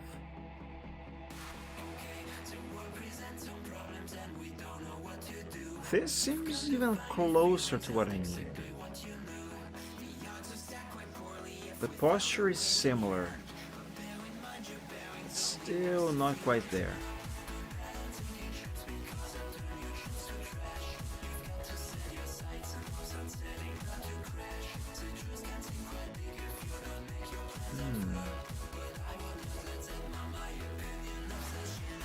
Maybe this one here.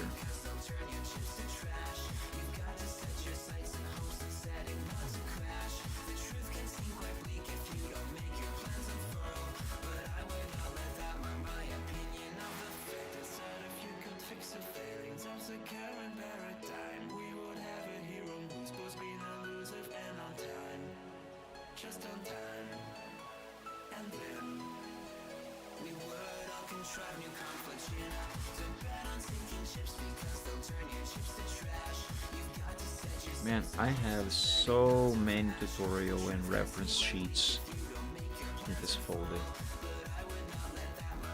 A lot of good knowledge that I have been accumulating over the years. For hoarding. Anyway, there is a very good amount of useful stuff in here. Most of these I never ever use and probably never will, but I have them just in case, just because they are good tutorials. Tutorials and references. It's a lot of important material. This is for wings.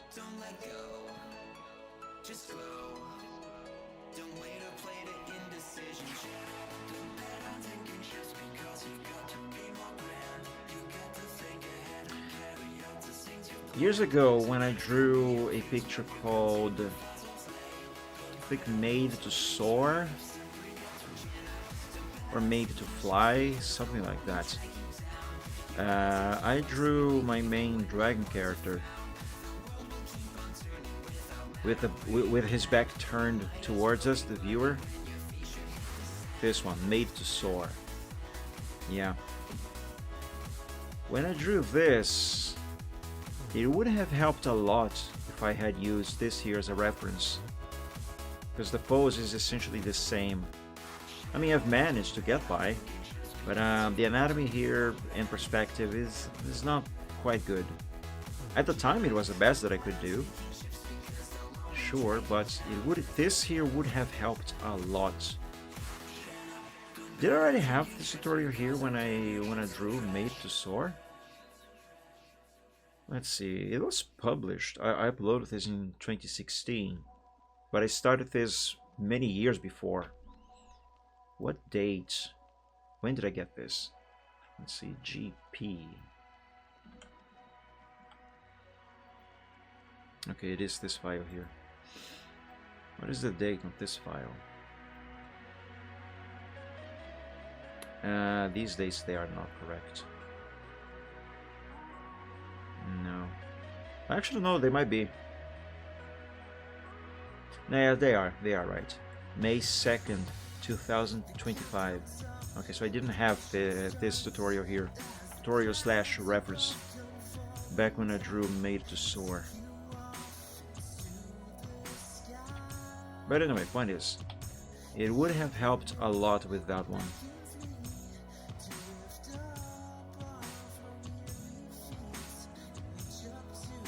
Lots of funny references too. Hey, what is this?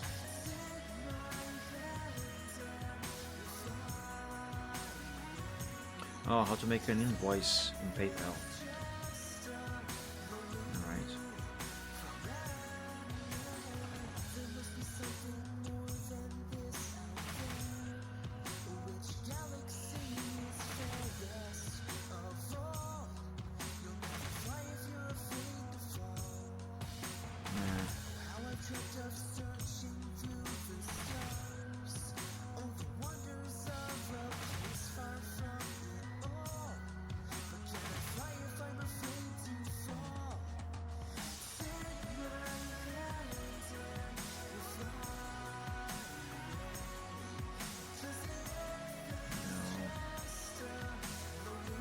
Thing is, I don't know if I have anything here that I can use as a reference for this kobold.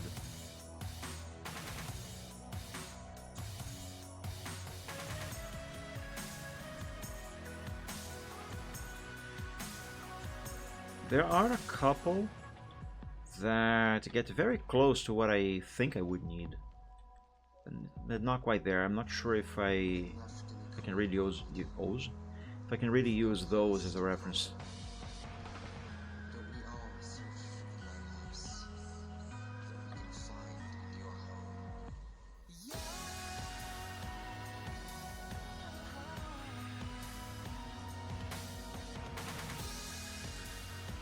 Lots of stuff for Dragon Anatomy too.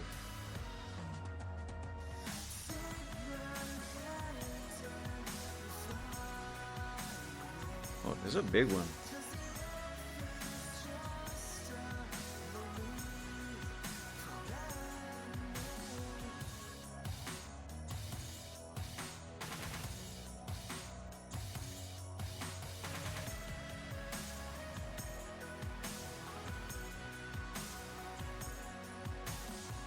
Nah, this won't do it.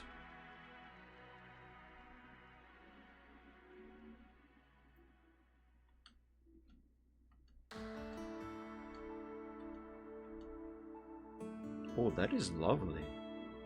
That's very nice.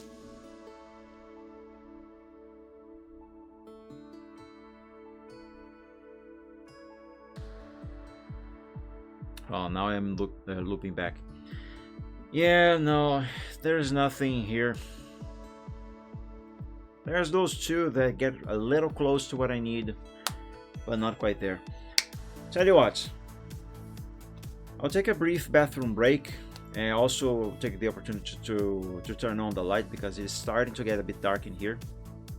It's still fine light-wise for me, I can still see everything just fine. It's still very bright outside, but for the camera, not as much. So yeah, I'll take a brief bathroom break. I'll turn on the lights, and when I come back, I will either try to fix this lag a little more, or I will I'll put a pause on this here and check out the other thing that I said moments ago that I also wanted to take a look into today. So yeah, I'll be back in a bit, guys. See you soon. There's a light that I can't find. Always leaving me behind.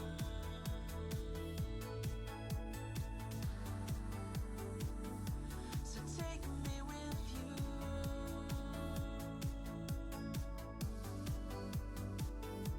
I'll fly beside you.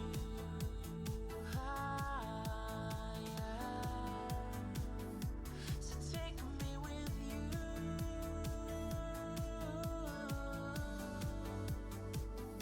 Sky fire.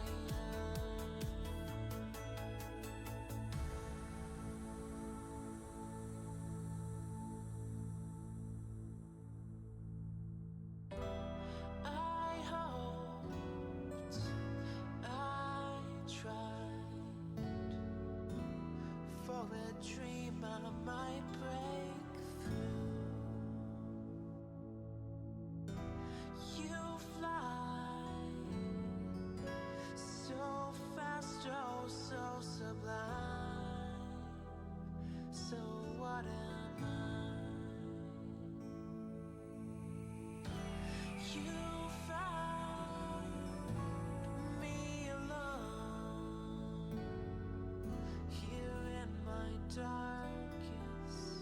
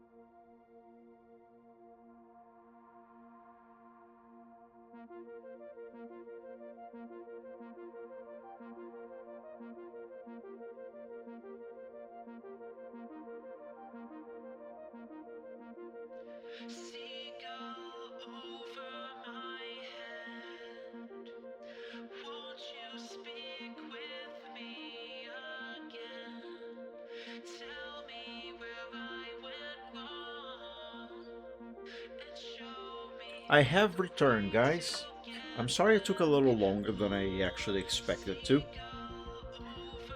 I couldn't resist but make a pit stop over on the other desk and grab a piece of peanut candy that I bought this week and eat the thing.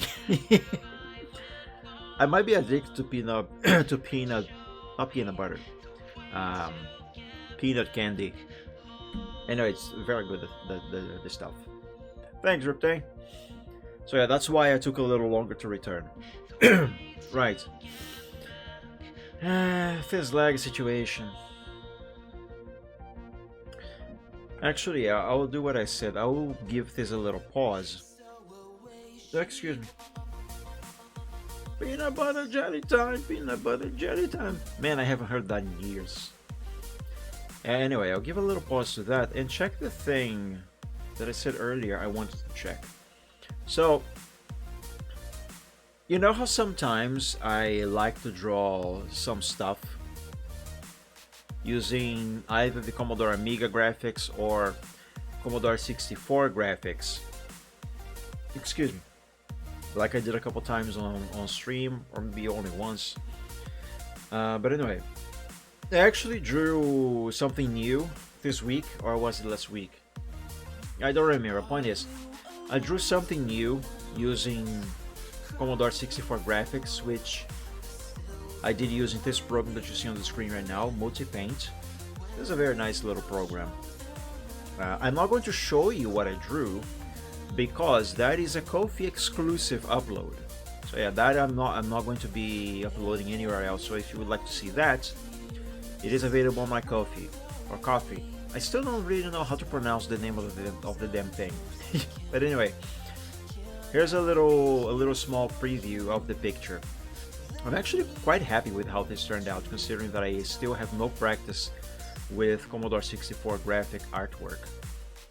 And man, there's people who are so pro at this stuff that they can make things that, even though the Commodore 64 only has a handful of colors available to its colors palette, there's stuff out there that just by looking at it you could swear there's thousands of colors in there. But no, it's only the most basic color palette possible. But anyway, I have this program called Multipaint that I have used a few times. But earlier this week I found this other program that seems to not specify, to focus exclusively on just C64 graphics. And I want to take a look at this thing. I want to see what this is like. Launch Albert. That's an odd name for a program. I didn't put a shortcut on the desktop. Okay. Anyway, this program, from what I understand, is specifically for drawing with Commodore 64 graphics. I'm not really going to be doing the rest of the stream on this. At least that's not the idea. But I do want to check what this program is like. What can I do with this thing? Like, can I intersect colors without forming blocks? There's a paint bucket. Yeah, it looks like I can. Oh, that's nice. What else is in here available for the tools? I see that you can already see what I am hovering the mouse over, but it's fine. On this corner over here, it's just the basic tools for drawing. There's a pencil, the eraser. I think this is the eraser. Yes, it is. Eraser, the paint buckets, a color picker. That is color picker, right? Yes, it is. It is. What is this one? Oh, this is for panning around. Okay. What about this? Ah, this is for tilting the canvas. Oh, interesting. You cannot do a 360 on this. I mean, you kind of can, but you can't keep going. So 90, 180, another 90, And not, yeah, interesting. No, it has a limit. Interesting. What if I hold control while doing this? No. Shift? No. Alt? No. Okay, it doesn't really work like in Photoshop. Okay, can I reset this? Also, I think this is upside down. Yes, it was. How do I reset?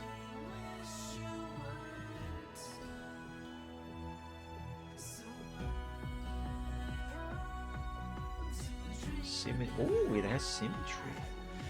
What is paridolia? Paridolia. I know that word, I just don't remember what it means.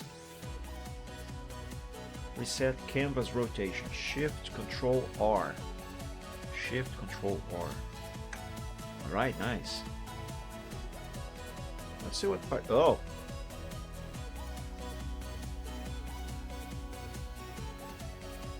Okay.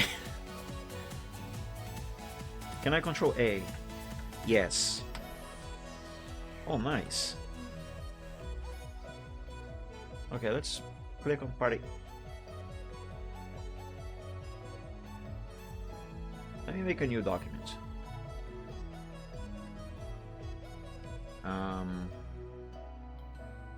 Graphic mode presets. Bitmap plus side borders. Bitmap plus 2 sprites in each side border. Resolution is 208 by 200 in multicolor mode, 416 by 200 in high resolution mode, with 48, 96 respectively pixels contributed by sprites. Multicolor or high-res bitmap without sprites. Resolution is 160 by 200 in multicolor mode. I don't know. Anyway, let's click Paridolia again. Paridolia. Paridolia. I don't know what? I don't know. I don't know. Let me write my name.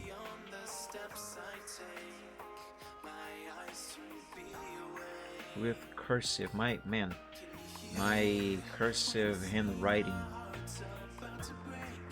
is so rusty. No, Mike.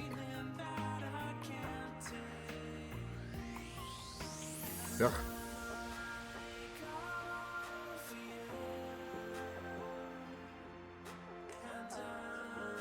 Could be a lot better. Anyway, this here seems to be selection. Yes, it is. Oh, nice. This works like in Paint. That's good. But can I like copy this here? Yes, I can copy and paste, but excuse me, there's no transparency there. Can I enable transparency?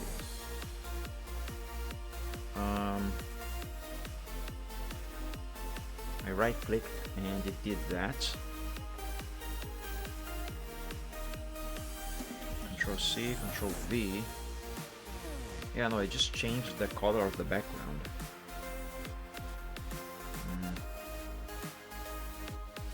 What if I do that?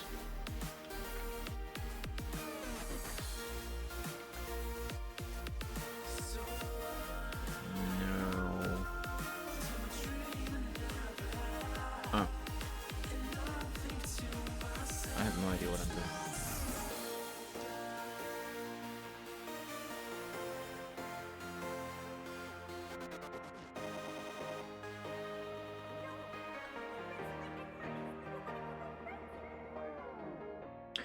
Okay, just so you can see, let me resize this. So over here we have the toolbox, right, with the pencil, eraser, bucket, etc. Now up here There's the colors available, right? The colors palette. There's a color for the background, which is this. Undo that. And then there's these. But I don't really think those are like primary color and secondary color. Yeah, no, the secondary color technically would be the background color because I am right clicking now and it is coloring everything black. So what is this here? What's the deal with these? Because like I can, for example, pick another color from the colors palette over here, and it doesn't change the color that is in here. What is that? Also, I think this program has fewer tools than Multipaint. Symmetry draw. Oh, this is neat. This can be very useful. This is something that Multipaint is missing. Multipaint, at least the current version that I have, it does not have not precision. What is it called again? Symmetry. It doesn't have a symmetry tool. It does have a lot more tools than this other program called Albert, however.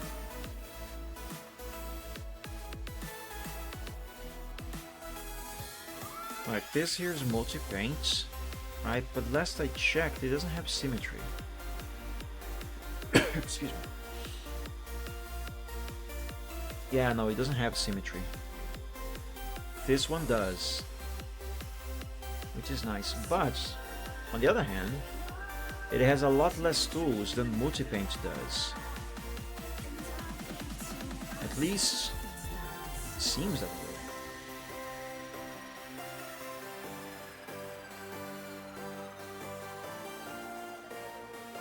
Show properties. Yeah. What's the deal with these here?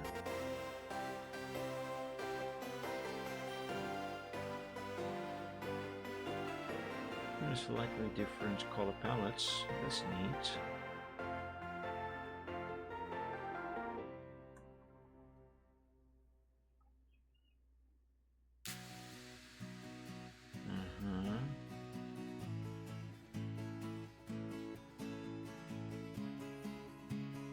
Color swap.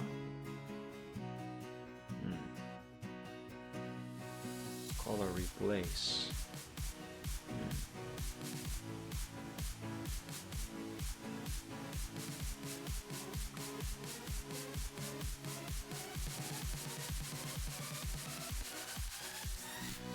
Symmetry is fun. This is neat. Quite neat. Here, I'm gonna draw a fish. Hang on.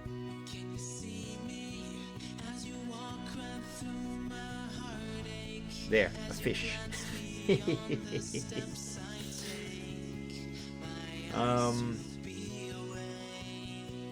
But yeah, I mean, overall, it doesn't seem to be as advanced as Multipaint, other than the symmetry tool.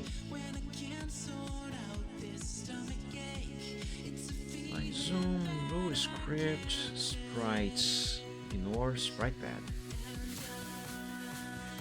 Now,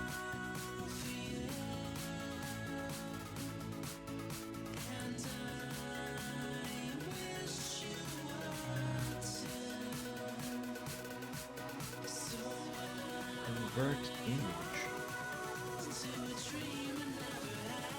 Cancel. Import image, import sprites, reference image. Say, out of curiosity, can I import stuff made in Multipaint into this program and vice versa? Because if I can, whatever I draw next in the future using Commodore 64 graphics or even other old not PCs, computer graphics, like try to draw something using ZX Spectrum graphics, for example. I could benefit heavily, not heavily, Could benefit a lot from the symmetry tool. So let's try.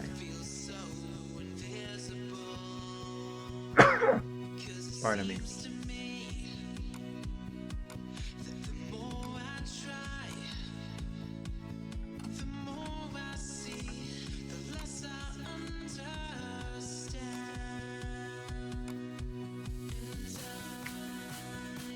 Let's try this here. Okay, let's copy that address. Open. Yes.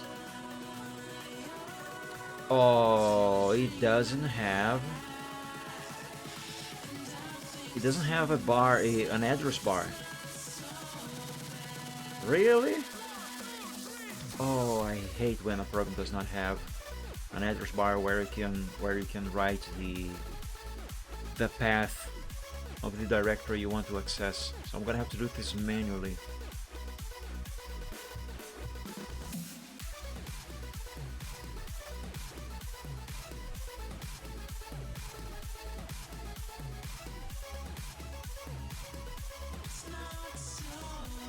Let's see, nostalgia art.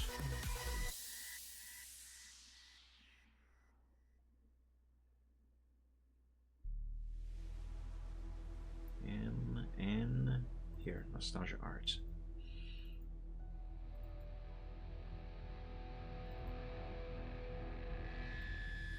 All files. Right, let's see if it can open. Oh, actually, it actually does have the thing. But like, can I type it? Okay, I'll check this later. But anyway, can I open any of these bin files created by Multipaint? No, I cannot. Alright, how about like a PNG file? It cannot open PNGs? Really? Okay, in that case, let me try something else.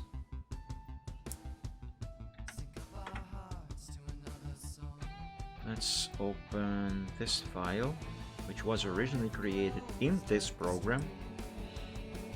And, oh, I don't think this one has Control A to select everything. It has this. Make screen into brush. Okay, but can I Control V that into here? No, I cannot. Okay.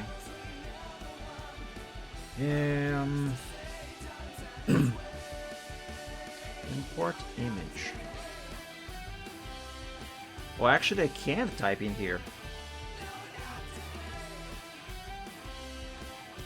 Okay, I gotta go into a directory and then I have the option to type.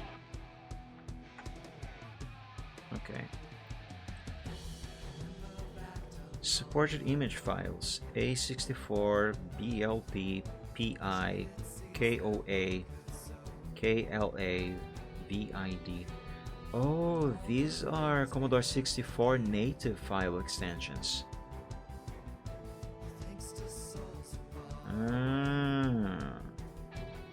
So after all, it indeed cannot open PNGs at all, unlike Multipaint, which can. Okay, so this here I loaded into Multipaint from a .bin file, but I can also open PNG files like alpha0.png.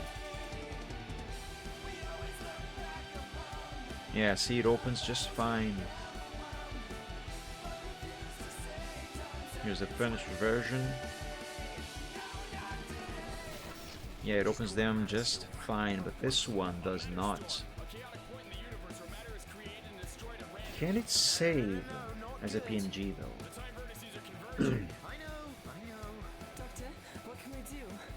No, it can't. Unless, let's try this, test.png.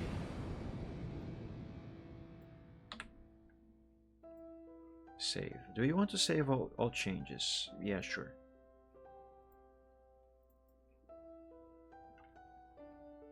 Yeah, no, it cannot do PNG. Look at that. I wrote .png, but it added its own file extension to it. Okay.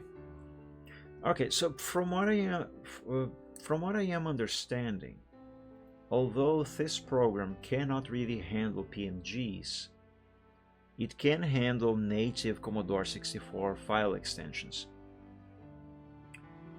which I don't think is something that Multipaint can do. Yeah, it can only do either bin or .png, which is okay.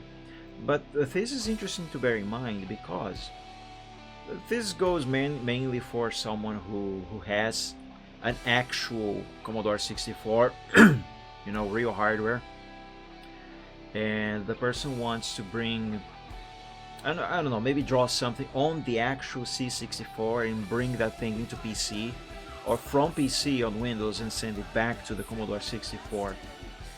So this program allows for saving the artwork in a file format that whatever program the person is using on their C64 can actually read. Export to image as. Maybe this here allows. Yeah, okay. So this one allows for PNG files.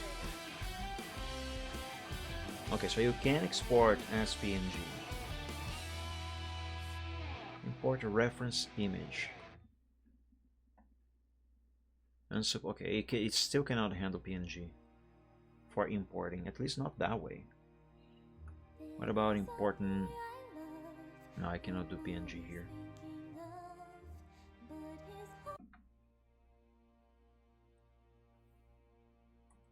What is this gonna do? Okay, now this canvas looks a lot more like Multipaint's. Excuse me.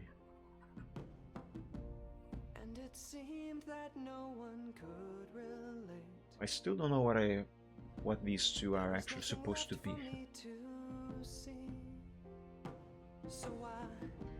Okay. Can I in any way use the symmetry tool in Albert and then save that and send it over to Multipaint to continue working there, maybe? Kaleidoscope. Ooh! Oh, that's neat.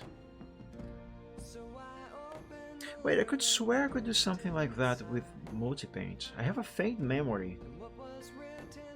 I have a faint memory of that actually being possible on Multipaint. Hang on, let me start this over. Nope, that's the wrong window.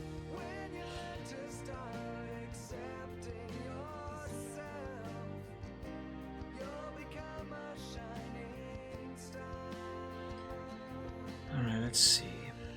Brush, recolor, brush, rotate, flip, mirror, tile mode.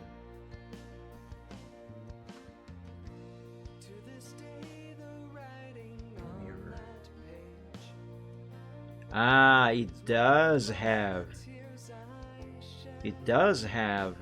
symmetry. It's just not the same as that other program, but it does have it. Okay, what if I switch like this? Okay, so this here would be like the kaleidoscope mode that we just saw in Albert. Oh, this is fun. That's fun.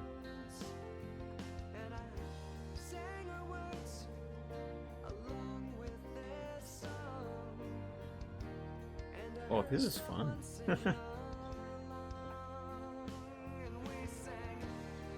Okay, so it does have it. I still don't know what play brush is. But anyway. Well, in that case, I actually don't need Albert. Because the one thing that I probably maybe would actually need it for, I can already do in multipaint, and multipaint does seem to have more options, tools wise anyway, for drawing, and it can handle PNG files natively. The only actual use I could maybe see for Albert would be to, for some reason, bring PNG images from multipaint, you know, stuff drawn in multipaint, like where is it? Here, like this, with I drew in multipaint, but I saved that as a PNG file, and .bin, which is the native format that multipaint uses for its project files. But anyway, the one use I think I can really see me needing this program for is for converting PNG or bin files from multipaint into something that the Commodore 64, any art program for the Commodore 64, I mean, can actually read. Because as far as I am aware, there is no art program, no art software on the Commodore 64 that can read the .bin files, let alone .png files. PNG did not even exist back in those days. So the question then is, how do I bring a PNG from Multipaint, or even from Microsoft Paint, doesn't matter. How do I bring a PNG, excuse me, into Albert so I can save this PNG into something that the C64 can handle?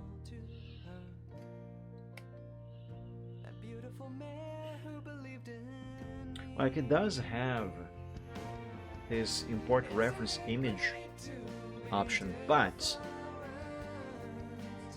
it couldn't read this here, even though it is a PNG and it shows you. Oh, actually, no, hold on. I think I maybe might know why it failed. Because this here has been resized. That this here is not the original resolution in which this picture was drawn. The original resolution is this here, which is much smaller. But hold on a minute. Why is this file showing on the browser in Albert, but not this one, even though both of them are PNG files? Why is that? Oh, that's because it has opened on a different thingy. Okay, oh, that figures. Alright, let's browse. Let's manually browse.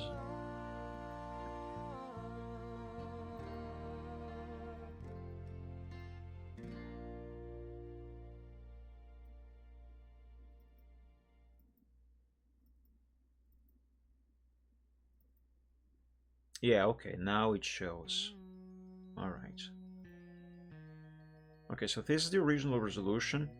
This is the resized one. Let's open the original resolution. Unsupported image? Are you kidding me? 416 by 200. Maybe the resolution is still not ideal. 320 by 200. Maybe it's the mode? Let's switch to this here.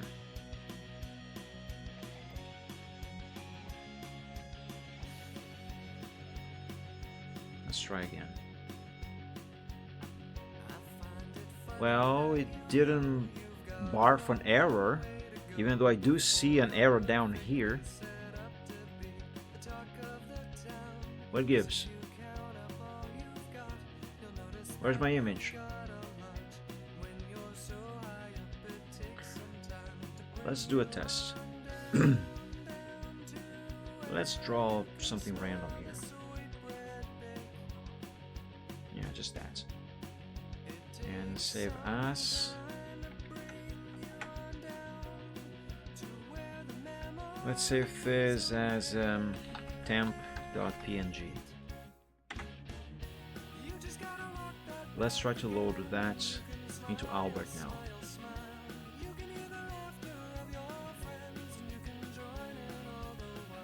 Still didn't complain, but I think it is still not enjoying very much the resolution of the picture here. Let's try changing the mode. No, change the mode here on multi-paint. Let's overwrite the file.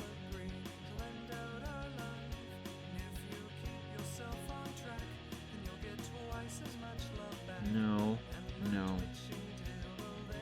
Let me restart Albert.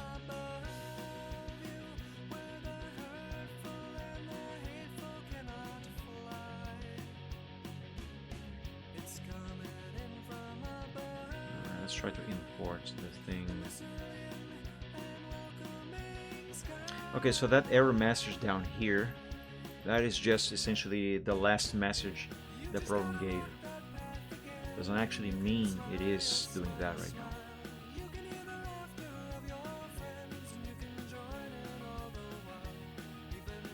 What reference image? I mean, it's not giving me an error, but it's not loading the thing either.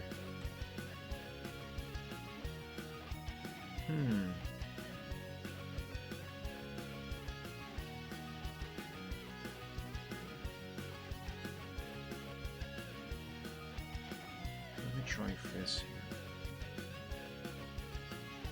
You just gotta walk that path again, and you can smile, smile, smile. You can hear the laughter of your friends, and you can join in all the while. Even when you feel alone, and even if that may be so, you just gotta walk that path. Yeah, no, it doesn't load, but why? My understanding, it should, right? Okay, how about I save as a PNG from here? Export to image as, yes, PNG. Let's call it temp PNG, yes. I will overwrite that one that I just made, that I made with multi-paint. Okay, it has been overwritten. Let's see if I can open that in multi-paint. I think I can. Yeah, it worked just right, just fine. Let's make a new document here. And I will now try to import the same image that I just made with Albert. Let's see if it can open that one. No, it does the same thing. It doesn't show. But why? Shouldn't it?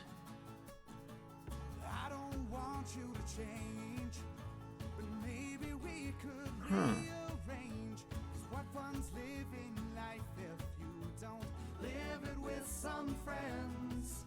So you go your own way, but you'll look back on life one day.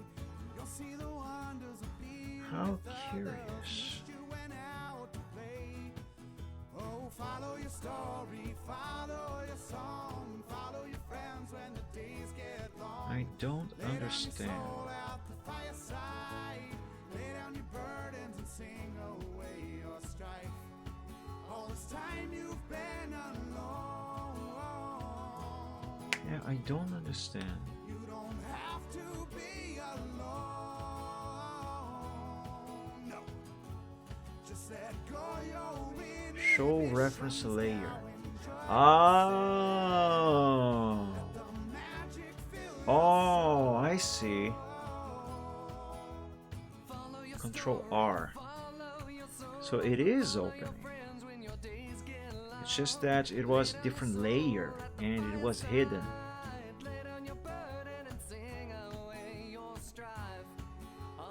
Yeah, Oh, I see. So this is kind of similar to this other thing in Multipaint where let me open that same image.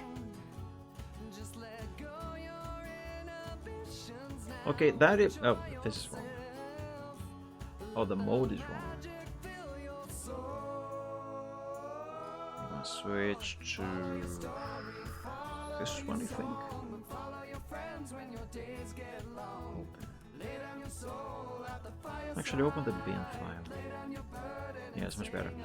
Anyway, so that is kind of similar to this feature here in Multipaint, where I can like switch over to a second page. That's literally what it's called, second page.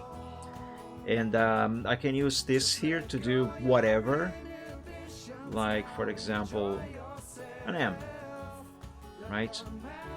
And I can use this to, well, to turn this M into a brush. Then I can go back to the first page and apply that there, which is a way that you can use to try and move something around, you know. Yeah, I think that is more or less how it would work here. Right? Let's select this and copy. Yeah, that became a brush now, but without transparency. Multipaint gives me transparency. And I cannot apply this to the image that I open. Okay, but like, would I be able to copy this image? Let's hide it, and I already hit Ctrl+C to copy. Yeah, no, it only grabs the stuff that is behind it. Alright, what if I try to save this here?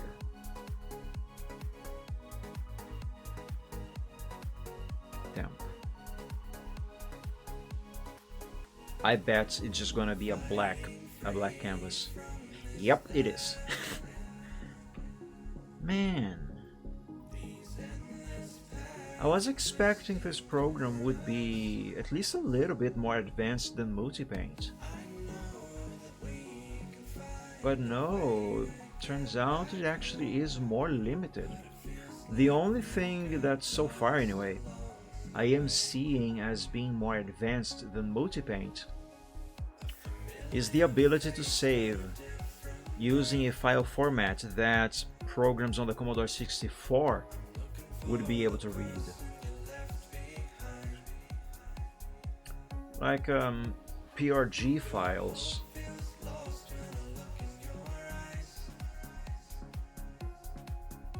Right? Wait, why am I only getting ALB file format now? Export image as. I can do Koala Painter. Save workspaces.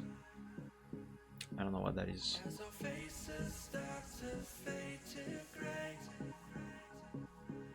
Convert image. Yeah, no. Oh, paste with transparency. It does have that option. Okay. Transform.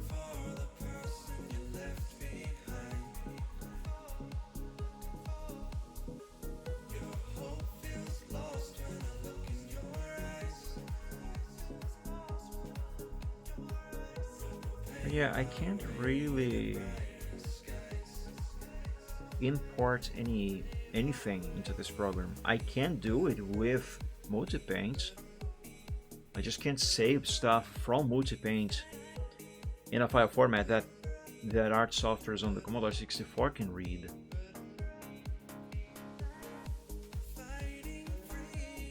Or can I? How about temp.prg? I don't believe this is going to work.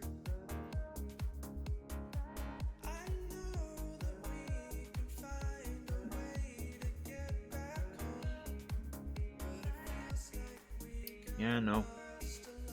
It just saved as a .bin file. But if I rename the extension, yes, I'm pretty sure that is not going to work. The program will think the file is corrupted or something.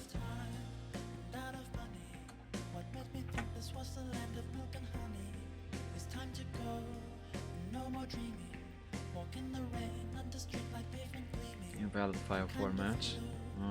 Can I import though?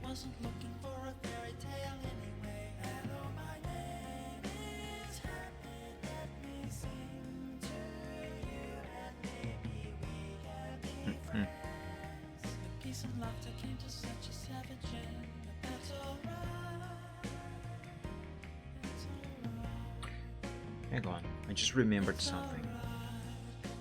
Some time ago, I drew a very simple landscape using, I don't remember which program I used, but I was running the thing on a Commodore 64 environment emulator. And I did save that to a floppy disk, a virtual floppy disk. Where did I put that? Oh, here. Right, it's one of these.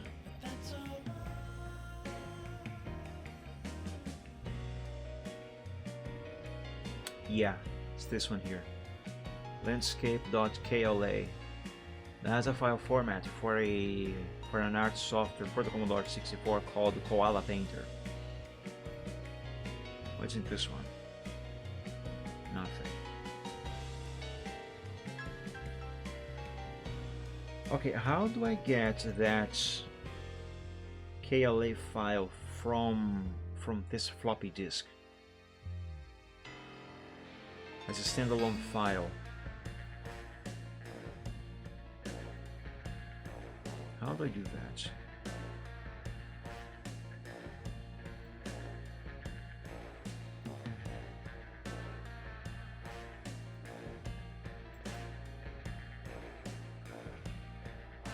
Export, you say? Ah, that's how.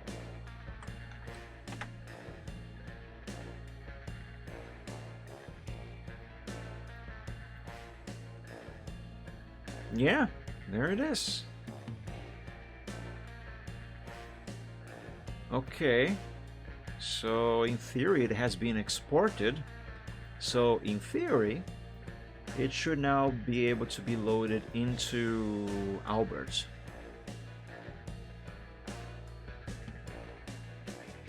Here.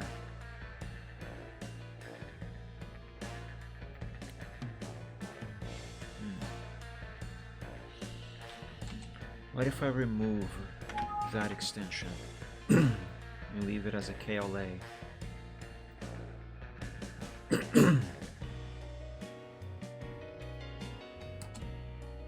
Okay.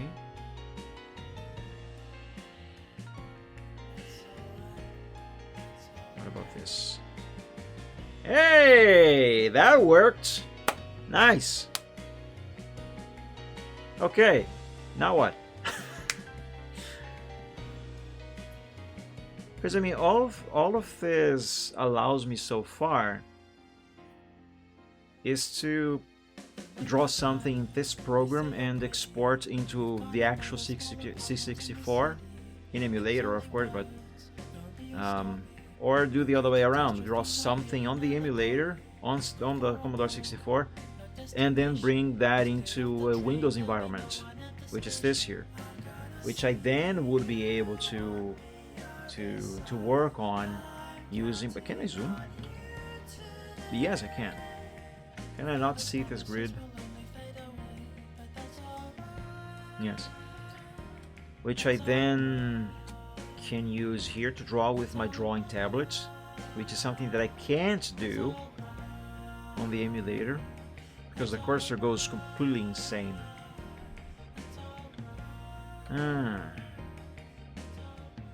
Okay, but then, assuming that I would actually even want to use this to put stuff back on the C64 or vice versa, I would have to extract the file itself, put it on Windows Explorer, work on the file here, save, and then bring this new version of the file and put it back inside the floppy disk for the C64.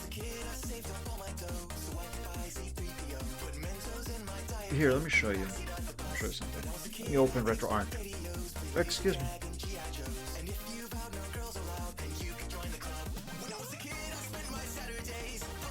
Give it a moment. There.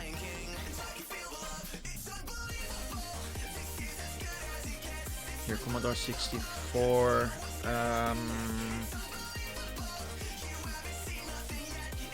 do have yes, I do have Koala Painter. So let's run this thing.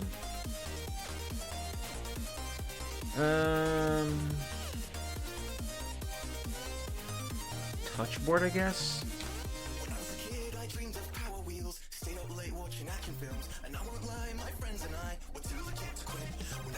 Okay.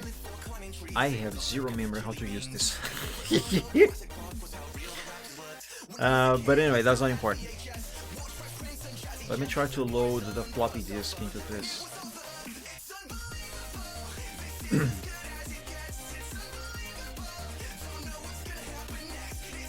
It would be this one. Okay, so in theory the floppy disk is inserted into my non-existent Commodore 64 right now.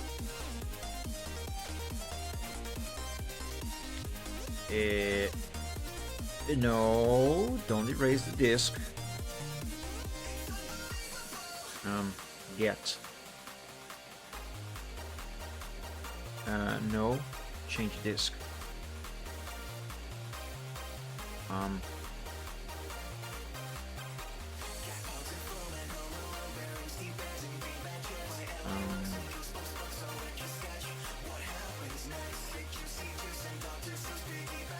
No. How do I go back? I don't know how to go back. How do I get out of this screen? Escape doesn't do anything.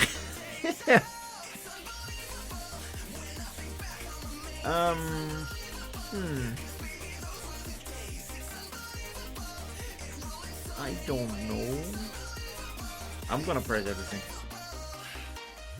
Something has to do something.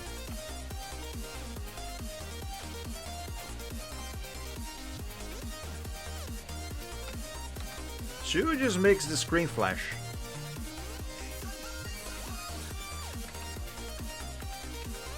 I'm on the letters now. Enter doesn't do squat.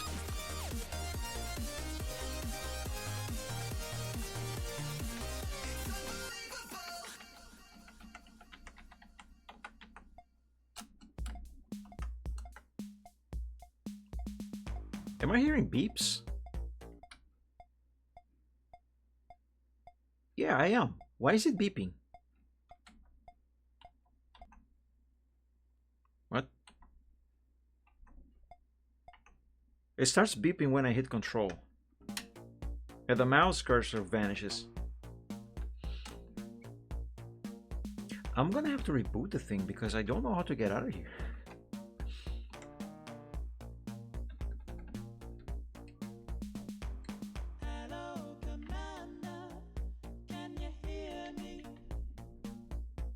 Okay, so clearly I had figured out how to save stuff from this. Unless I use a different program when I drew that. Yeah, I think that's actually what I did. Just happens that whatever program I used supports the same file format as Koala Painter. It must have been this here. Yeah, look at this screenshot. Okay, let's try with this here. Because this one, I had a much easier time figuring out the program than with that Koala Painter thingy.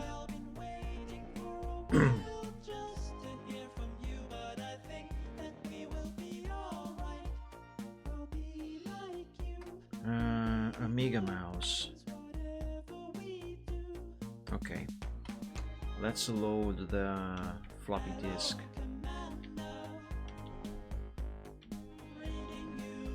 Insert. Now file, disk.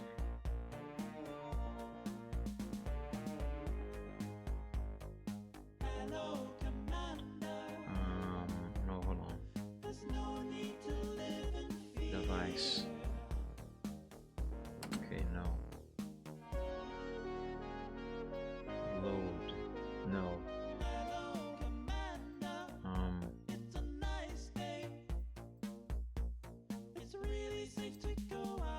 Oh, device 9.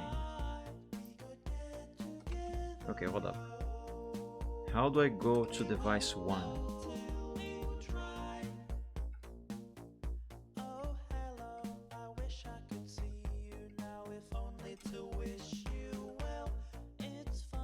Well, maybe this is the floppy disk. Let's try that.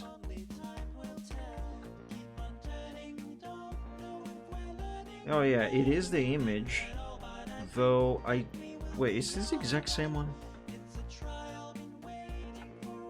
No, it is not. That's something else. What the hell did where the hell did I draw this? This is not the same one.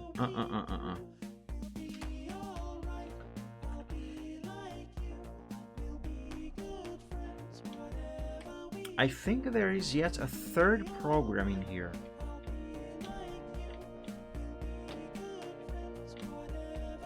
Because I remember drawing that picture, this pseudo landscape with the river and the tree, at least 3 times on 3 different programs because I wanted to try them out.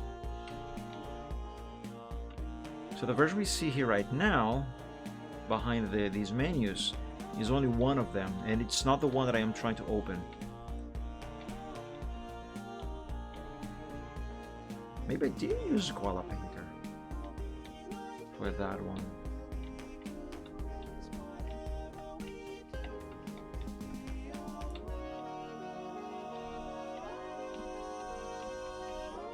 Yeah, maybe I did use that. Okay, let's go back to Koala Painter.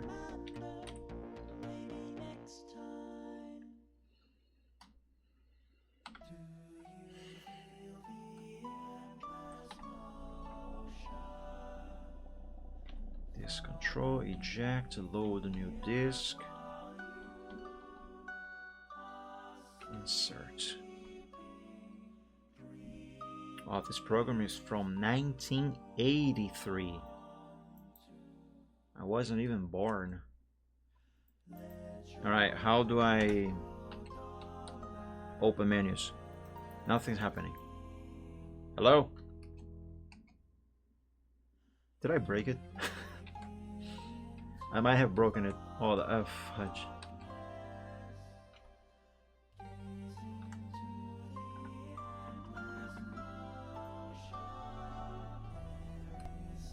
Okay.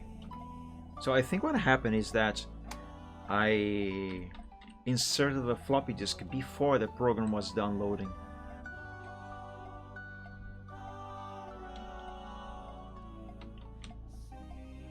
I'm hearing beeping. Okay, so where's the mouse?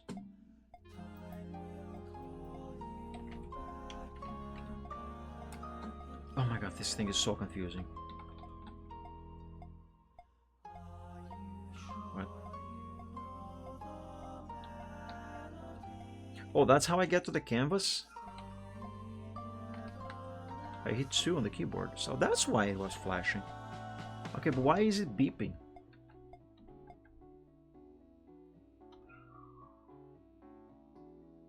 Touchboard.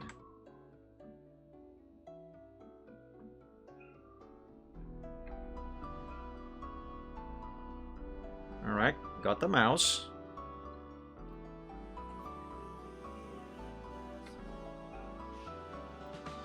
But now I am pressing 2 on the keyboard and I am not being sent to the canvas.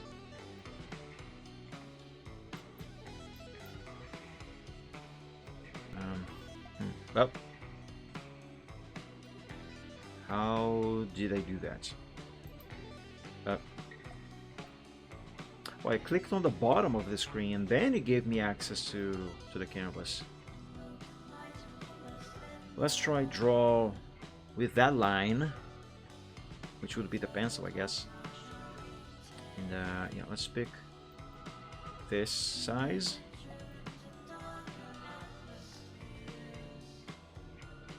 Ah, okay. But how the hell do I load stuff?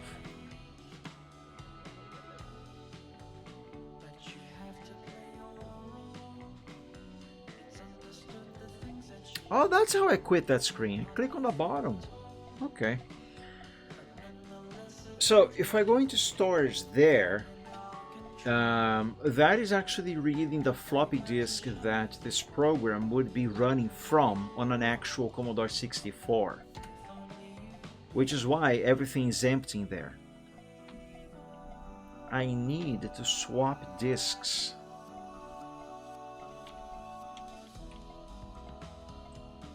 In theory, I have just swapped disks, so if this were a real Commodore 64, Koala Painter would now be running off of the RAM memory.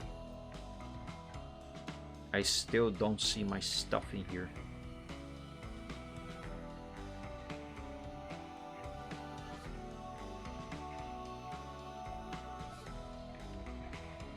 I have no idea. I have no idea. How did I do it?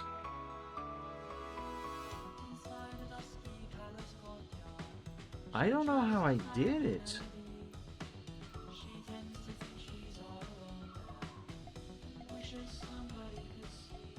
I could swear there was a third program. I think it was called Saracen or something like that. Oh yeah, here, this one. Found it. Ah, that's the one. That's the one I used for that picture in particular.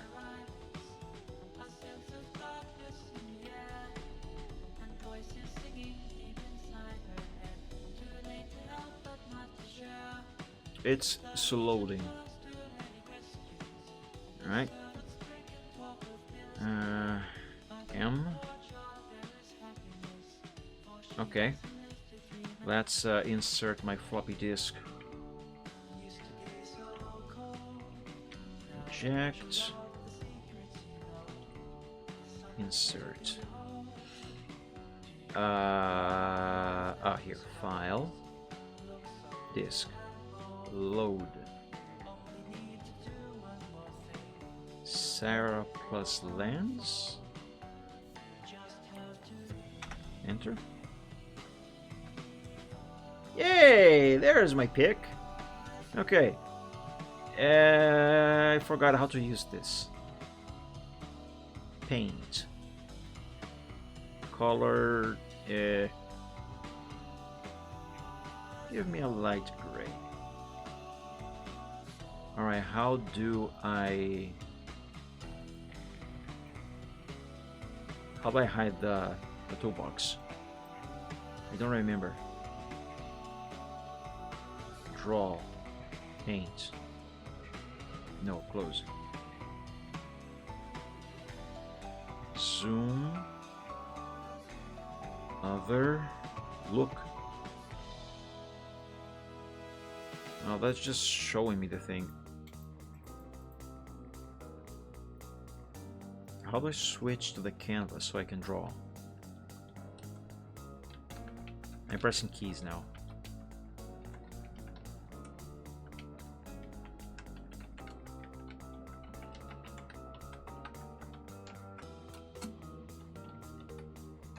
What about the F keys? No, they don't do anything. Oh, I can pan around.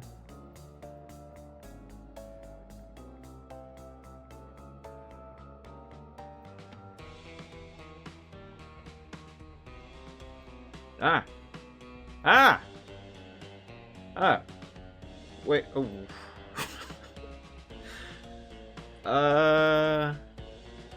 Oh, paint is the paint bucket. Is there undo? There is no undo. Oh no. So draw, I reckon, would be the actual pencil, right? Give me, yeah, sure, give me that green.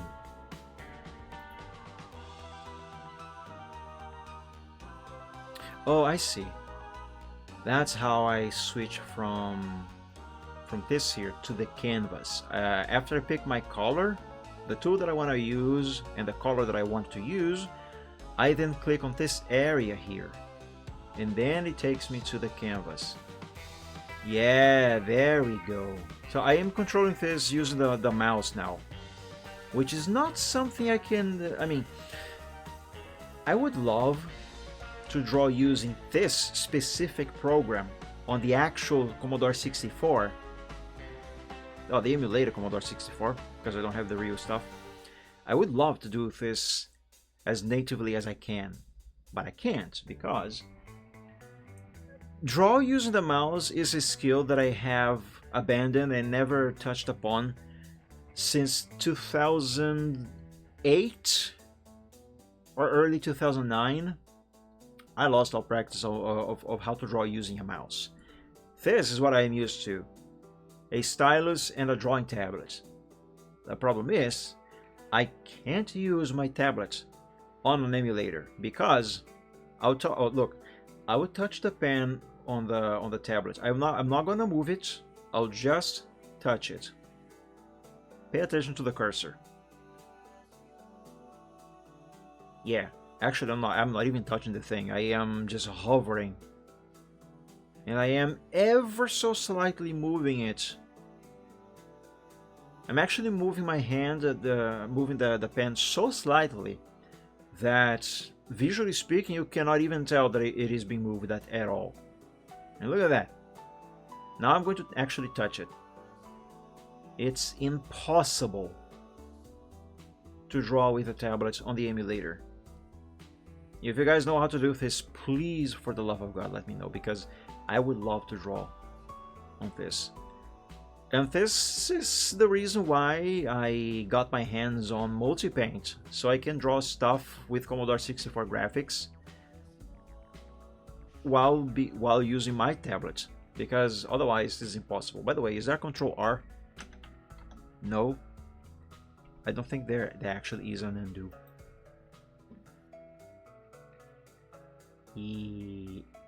Yeah, no, there is no undoing.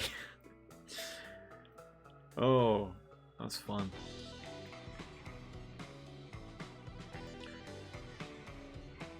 I forgot why I wanted to load this. Oh, it's because I wanted to see. Oh, I accidentally changed screens on my Stream Deck. Okay, good. I didn't mess up the stream. I think I wanted to see if I could actually bring a picture from this program into Albert and vice versa. All right, let's try to send this mess to Albert. Save and temp. Enter. Okay, in theory, this mass has just been saved to my floppy disk. Let's now open that floppy disk, and there it is, temp. Let's export. Yeah, sure, save like with a name, no problem.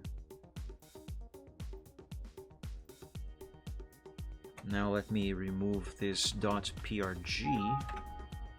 Now let's go into Albert. Import image.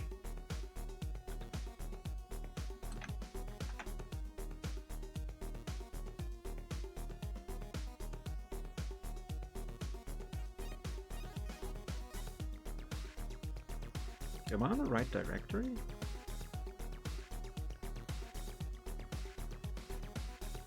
Oh. .kla.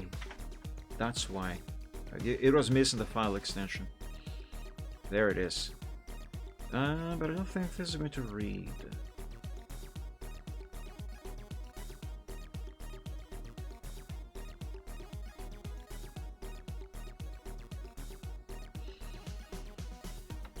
What if I try this? PRG. Yes. No KLA, just PRG.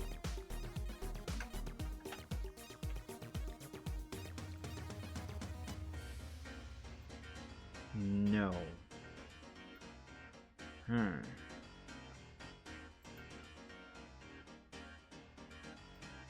Let's remove that from there.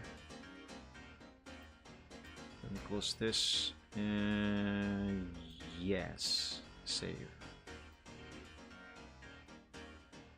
Okay, let's delete these two because they don't belong here. Let me go back on RetroArch. Okay, let's try saving this again. I might have messed that up. Disk save.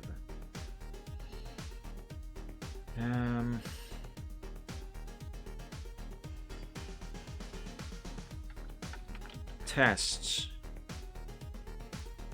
Why has it not typed? Why is it not typing?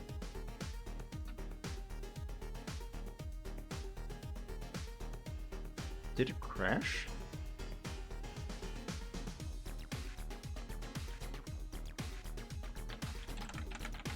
It might have crashed.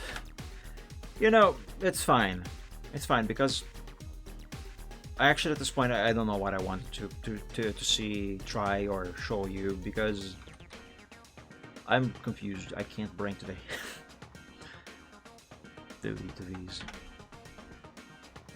Anyway, point is, if I was even trying to make a point, this Albert program is actually a lot less useful, for my use case anyway, than I thought it was going to be. This is more for people who actually want to bring their art from their Commodore 64, or to take their art from Windows and send it over to their Commodore 64. But for someone like me who just wants to draw stuff using these same graphics and limitations, I think Multipaint is still a much better option, because this gives me all the freedom I need to get my stuff done here, save it as a PNG, and upload it to the internet. And actually, with because this program supports PNGs, if for some reason I need some more, let's say, advanced tool to use, like the curve tool, for example. This program does not have a curve tool. I can do that in Microsoft Paint and then import the stuff that I did in Paint and put it back here in Multipaint, which is actually how I drew this here. Make no mistake, I did draw all of this on Multipaint with all of the limitations of the Commodore 64 graphics palettes and colors and stuff. The only thing I didn't 100% do in Multipaint was Lugia itself. I drew this one on Paint, and actually I don't seem to have that file anymore. Oh no, I do, it's right here. So I drew this on Paint using the curve tool, but then I only did the line arts, and then I imported this into Multipaint, and that's how and then I continued from there, and that's how, well, how all of that turned out. But yeah, I think that for my use case, Multipaint is still a much better choice. Albert, unfortunately, has let me down. I was expecting more from that.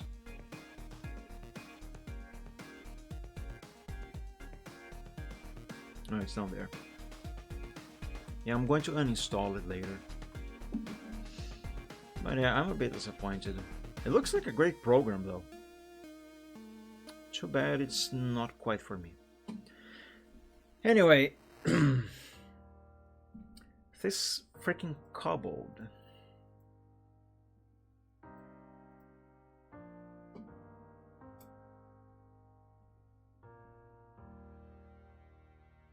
Maybe it will help if I draw the eye.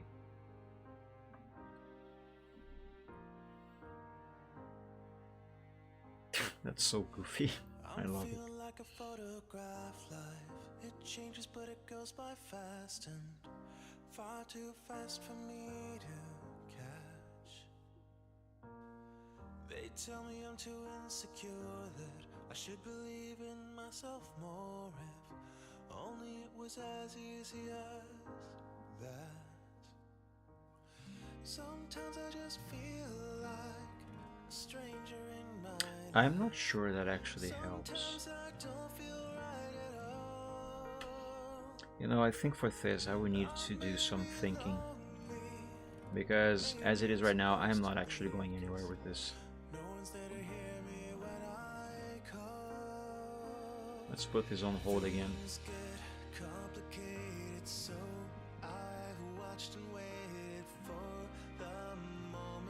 I'm just going to date the progress sheet to reflect when I worked on this again. just leave me frustrated. Feels like I'll never find someone like me. Sunday. And the save.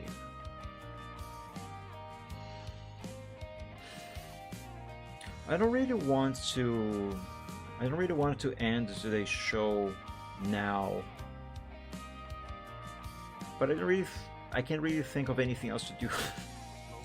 Because I'm gonna have to do some more thinking on this, and continue it right now is not really going to give me any benefits.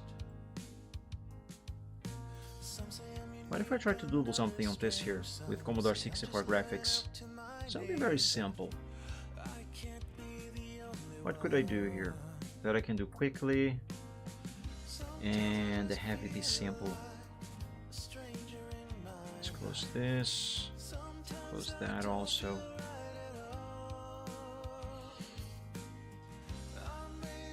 Well, a simple landscape would be easy and simple, right?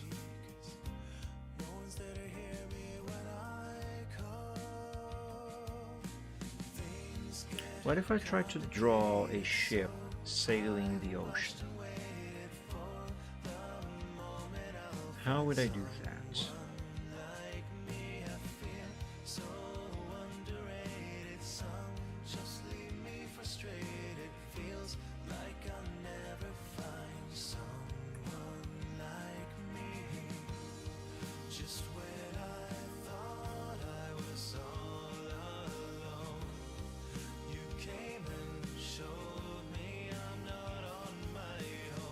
I only have ever drawn a ship once in my entire life. And excuse me, I was only a child when I did it. It was the Titanic, and looking back at now, if you're curious, it's on my DeviantArt. Looking back at that series of pictures actually that I drew back when I was a kid, it looks like garbage. I don't really know how to draw ships.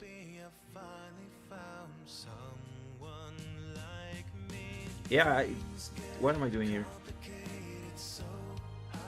I don't know how to draw ships.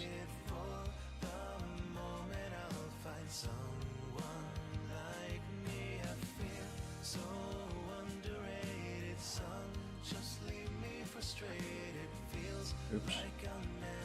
Ah, fudge. There.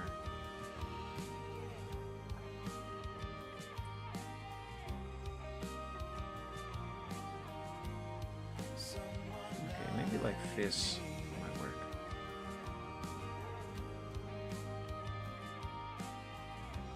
Why don't I draw Noah's Ark, eh?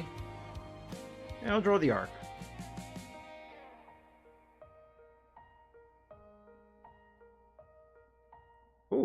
actually, I have an even better idea now that I mentioned it. Oh, I forgot. I cannot control A. I mean, I can. I'm just not entirely sure what exactly just did.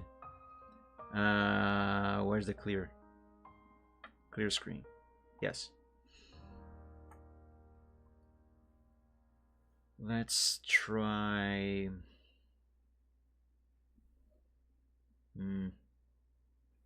Give me this dark gray.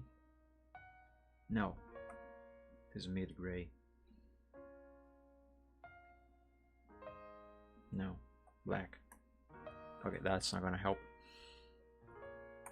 Paint the canvas white.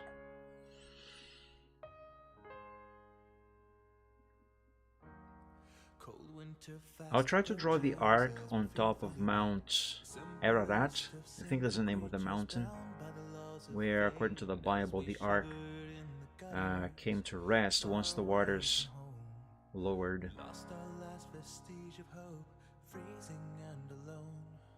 Shadow came to us in our dreams with tales of better times. By the way, I'm drawing this arc completely from my head. I have no idea what... Well, actually, no one knows what exactly the arc will look like. We wore a darker armor and we carried a different flame.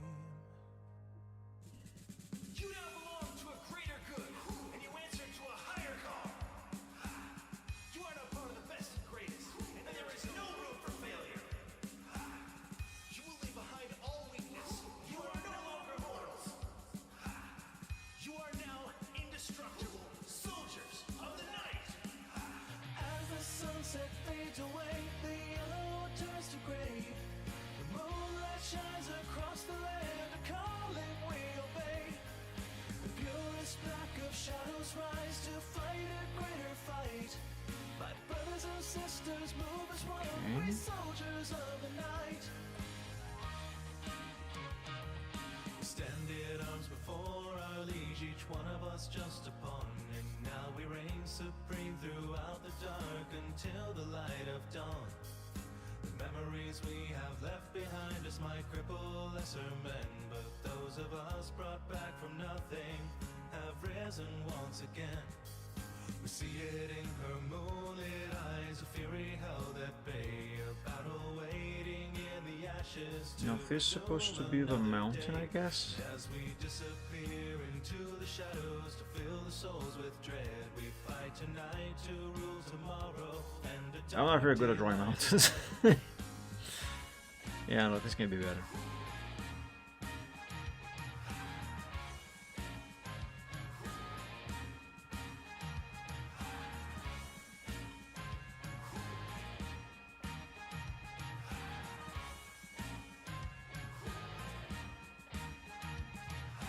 As the sunset fades away, the yellow turns to gray. The moonlight shines across the land, a calling we obey. These are supposed to be some rock formations on the mountain. My brothers and sisters move as one, we And soldiers of the night. yeah, I think we can start coloring this. But first, let's erase this bit over here.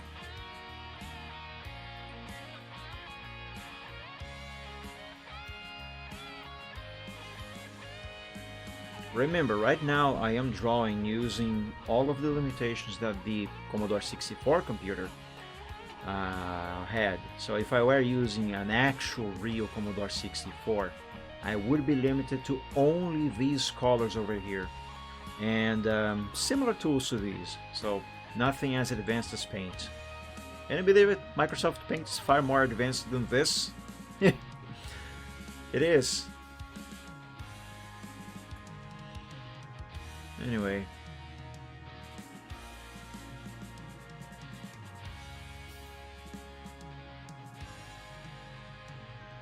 The times we live in now have changed, honor is long gone, and now that good and evil are shades of gray, a cruel impasse is drawn. For all the good we have created, it doesn't make us right, but those of us who hide in darkness see a different kind of light. The secret with doing C64 art lies on how you use the colors palette you have available. You gotta use those limitations to your advantage.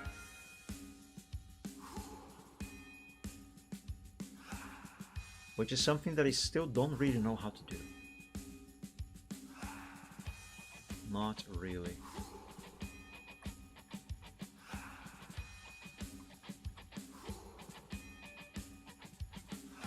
As the sunset fades away, the yellow turns to gray. The moonlight shines across Because drawing using Commodore 64 graphics, it is actually not all that different from just doing regular pixel art, because it's all pixels. So yeah, you are technically doing pixel art. The difference lies on how many colors you have available to your use and how the pixels can be drawn.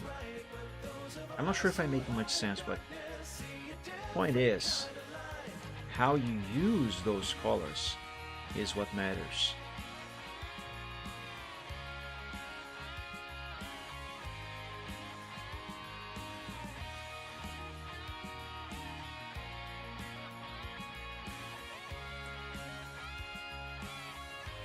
Now that obviously is supposed to be the sky. Now, man, I don't remember in which order the 7 colors of the rainbow are. Rainbow colors, oops. Order.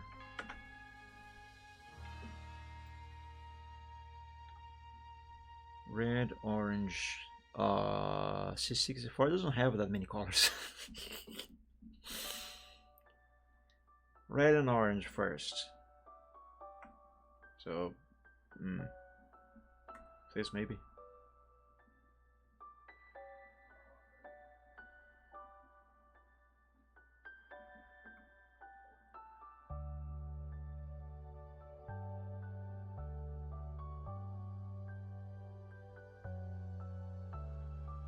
Let's pretend this one would be orange.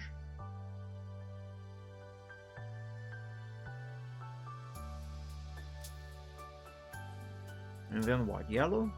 Yellow.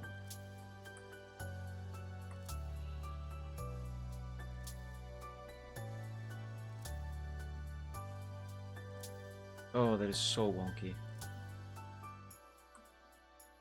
Then green, then blue.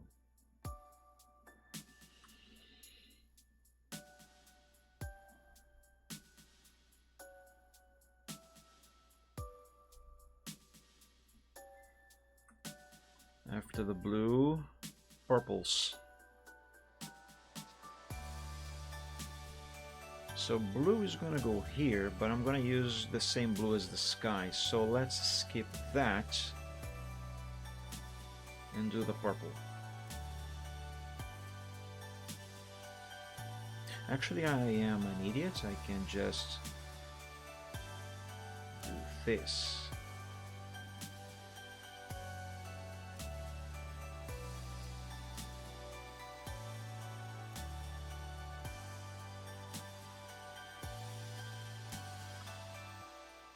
Hey, routine.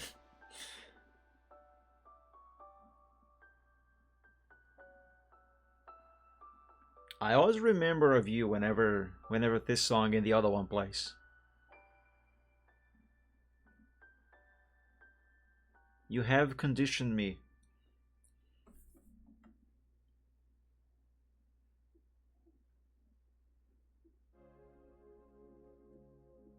There. Man, that is wonky. Super wonky. That is actually more brown than red. Right. And this, yes, that. that. Then the green. Then le purple. Oh, actually. Oh, I might have made a mistake here.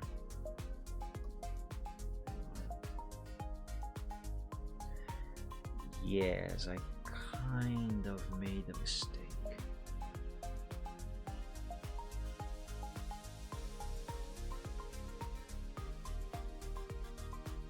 Now, one thing that Albert has, but Multipaint does not have, is also the ability to flip the canvas around, you know, tilt it. Multipaint does not have that.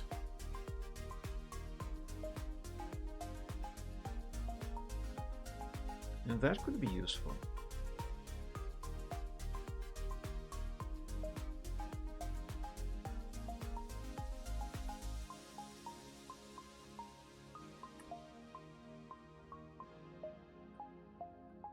Okay. Now for the final color.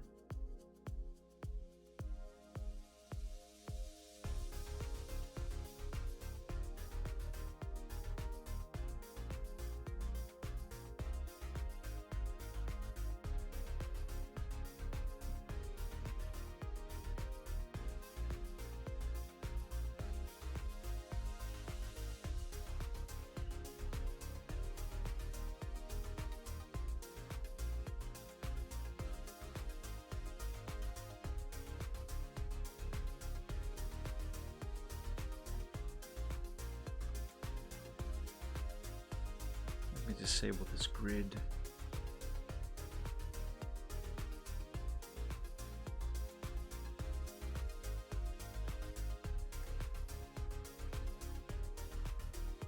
Pixels on the Commodore 64 are so chunky, very blocky.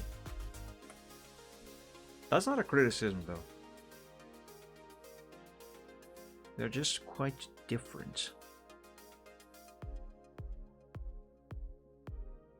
That's a big blue over there.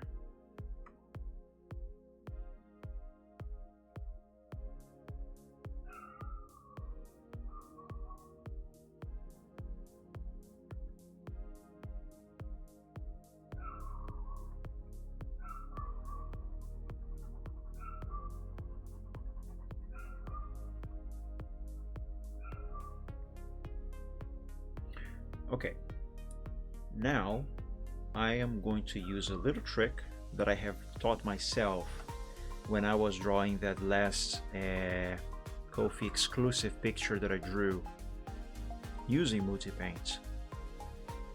Let me just make a little correction here. Okay, let's switch over to this.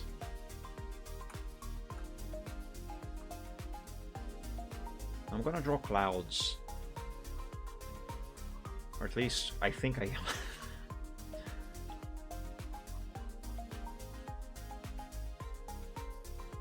These clouds are a little stylistic, I guess.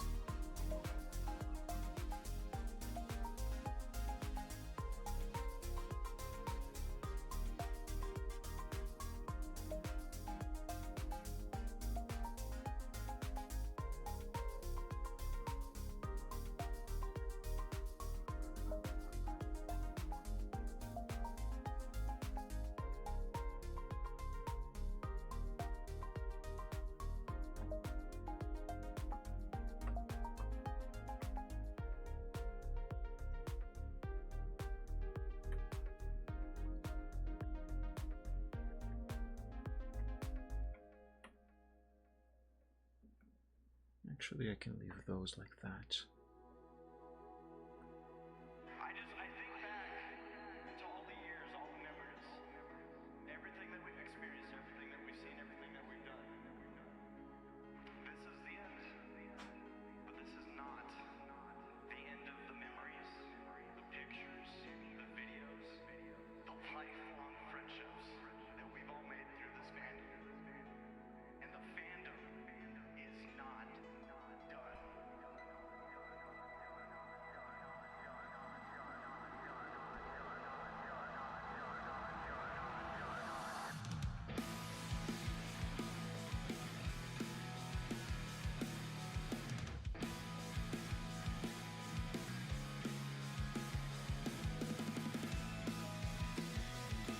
Now a little bit of light gray.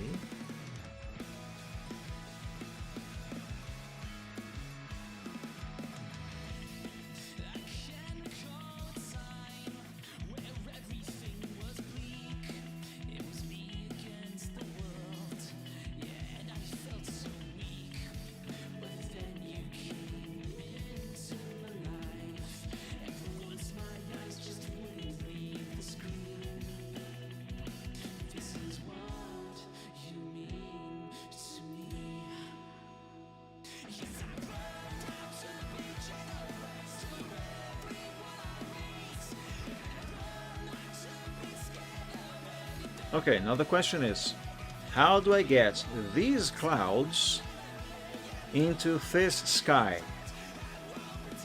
The answer is, I don't. What I do is select all of this, like that. So now I basically just created a brush, but the brush is the whole picture. Now I go over here, and I just place the brush in the exact... Oh, wait a minute, I did not do the selection quite right. Hang on.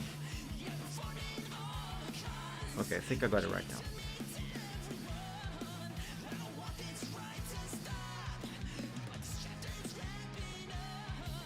There.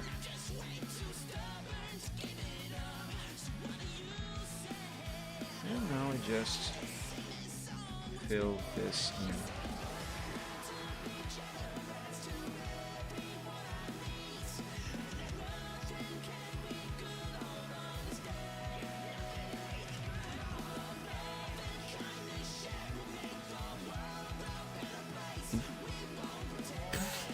Wrong tool there. There we go. There we go. Is it finished? Of course not. Now let's copy all of this. And by copy, I mean turn all of that into a brush. Yeet all of that. And there we go. And now I can clear this up.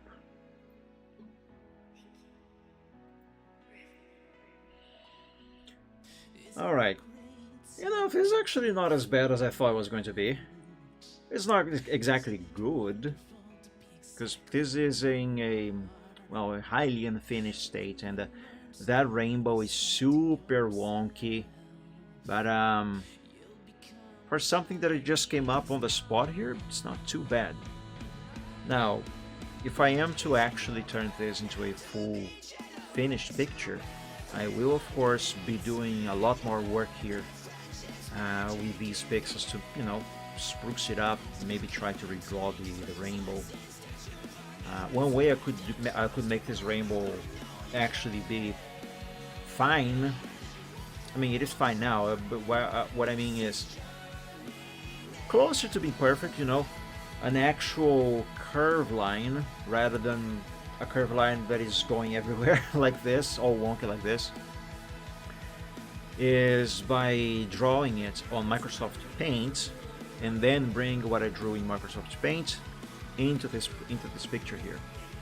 So that is one way I can do that. But yeah, otherwise just do some nice pixel work here for lighting and shading on the mountain, the boat, or the ark rather. And yeah, because otherwise, I don't know where I'm going with that sentence. Point is, let me switch folders here.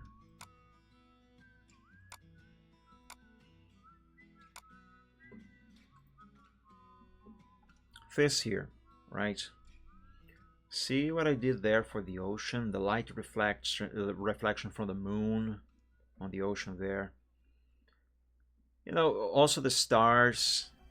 See, do this kind of stuff to this here. Then it can look much nicer than this here. Because as it is here right now, it is highly unfinished. And it's basically the same as this stage of progress of this other picture here that I drew with Commodore 64 graphics.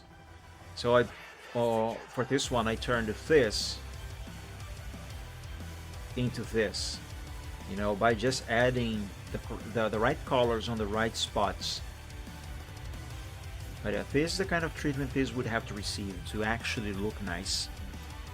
But otherwise, this is not bad. I kind of like it. I'm actually going to save it.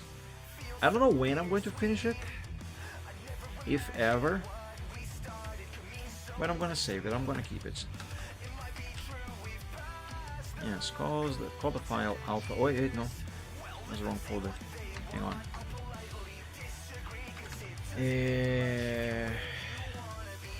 What should I call the folder? I mean the picture.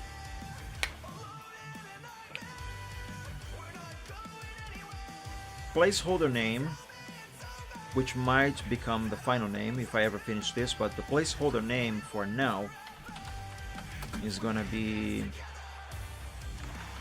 the Alliance.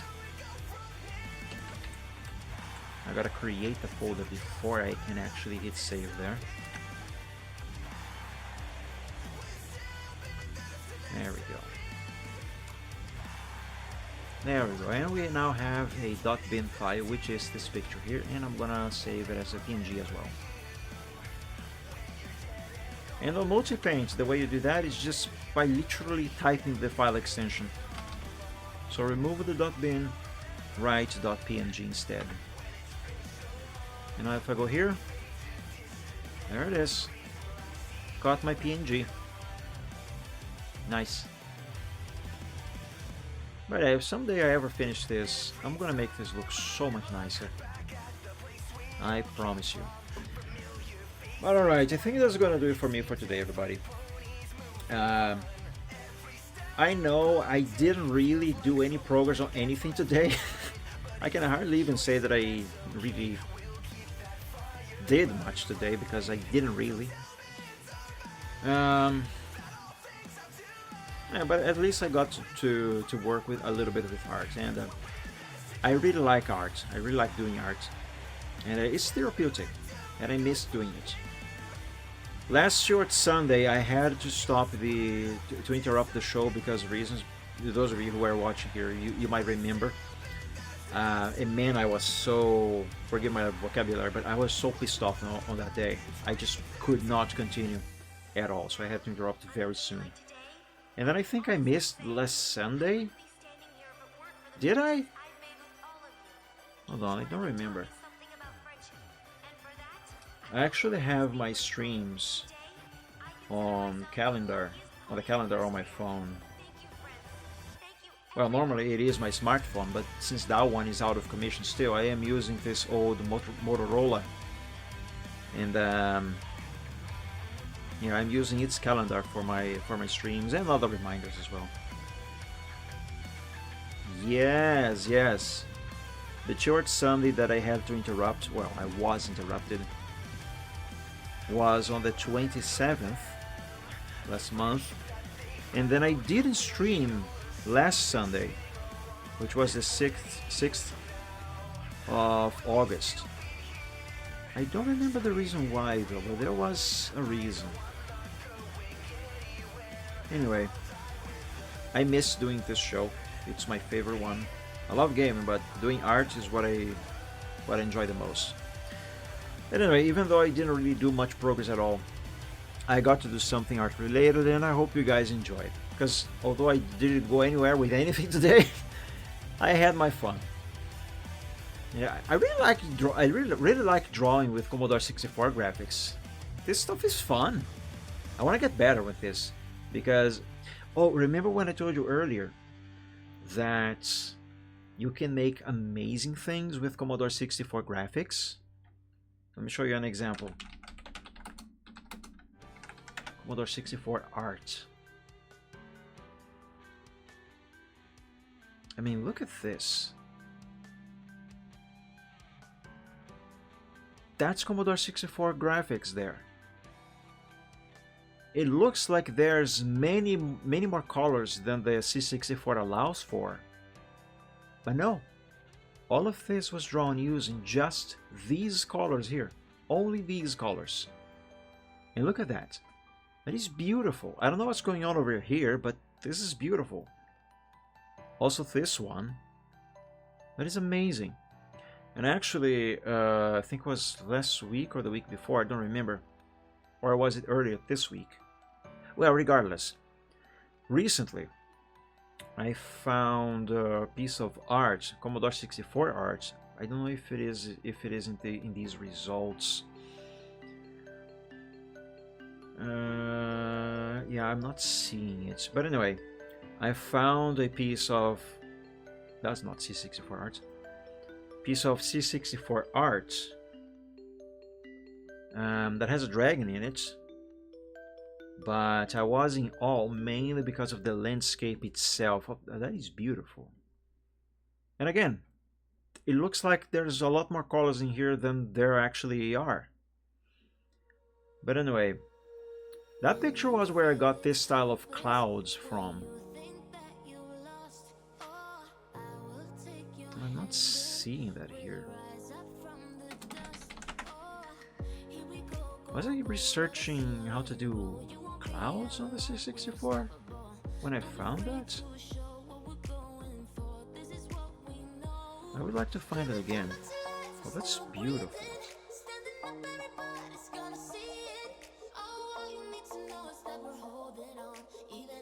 What about dragon?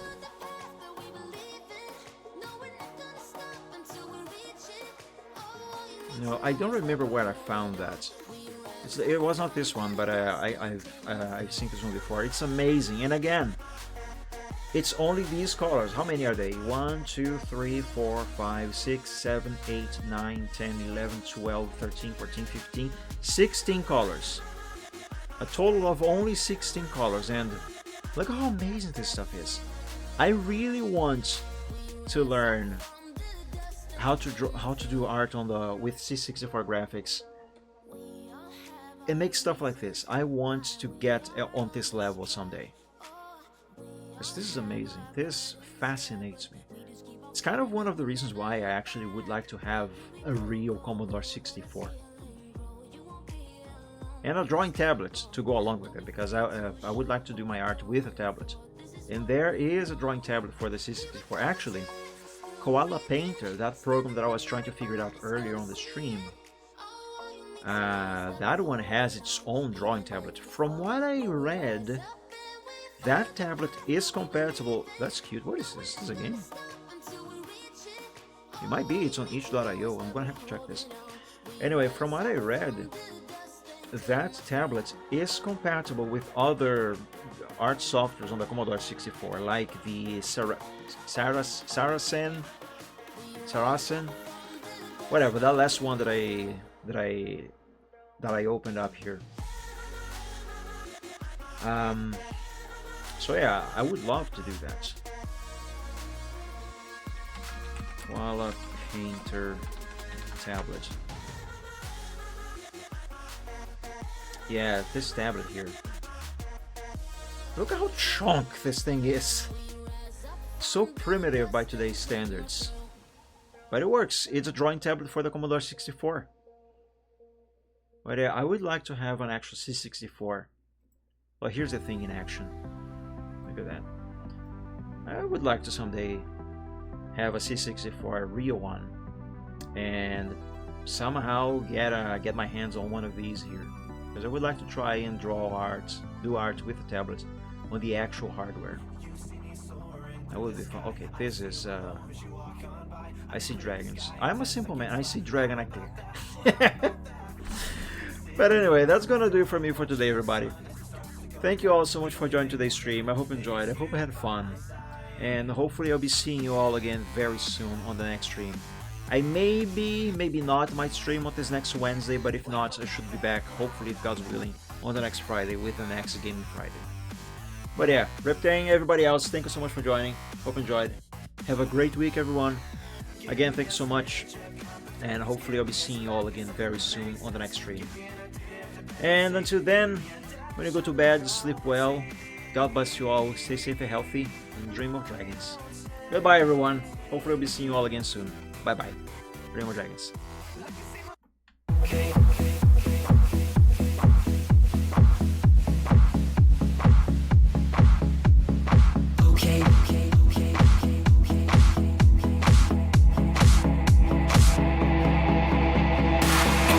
So we're present some problems and we don't know what to do.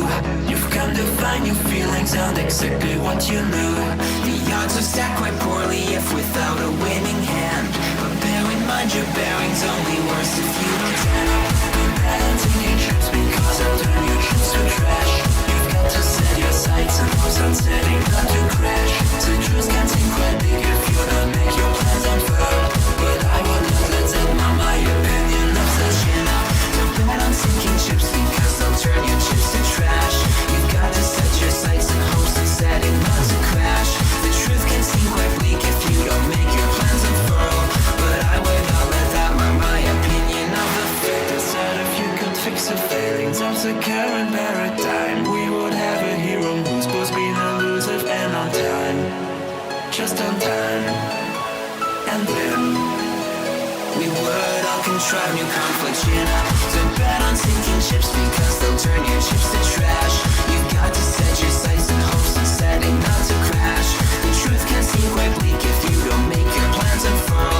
But I would not let that mar my opinion of the show. Good bet on sinking ships because they'll turn your chips to trash. You've got to set your sights and hopes on setting not to crash. The truth can seem quite bleak if you don't make your plans unfurl. But I would not let that mar my opinion. Stipulations placed before you to get all the things you really need. Mr. Big may make things hard, but you have got to plant your seeds. Go to war, fight more. Your dreams thrive by competition. You'll find no one famous ever got there just by flinching at their foes. Cling against the torment claw with all your might at what you know. Don't let go, just grow. Don't wait or play to indecision. Don't bet on taking trips because you've got to be more grand. You got to think ahead and carry out the things you planned. Citrus can be obvious when you can see where puzzles lay. Don't quit on hopes or dreams when you have simply got to chin up. Don't bet on sinking ships because they'll only drag you down. You've got to keep on sailing even when you want to frown. The world will keep on turning without matter where you land. You might as well be running when your feet should hit the sand.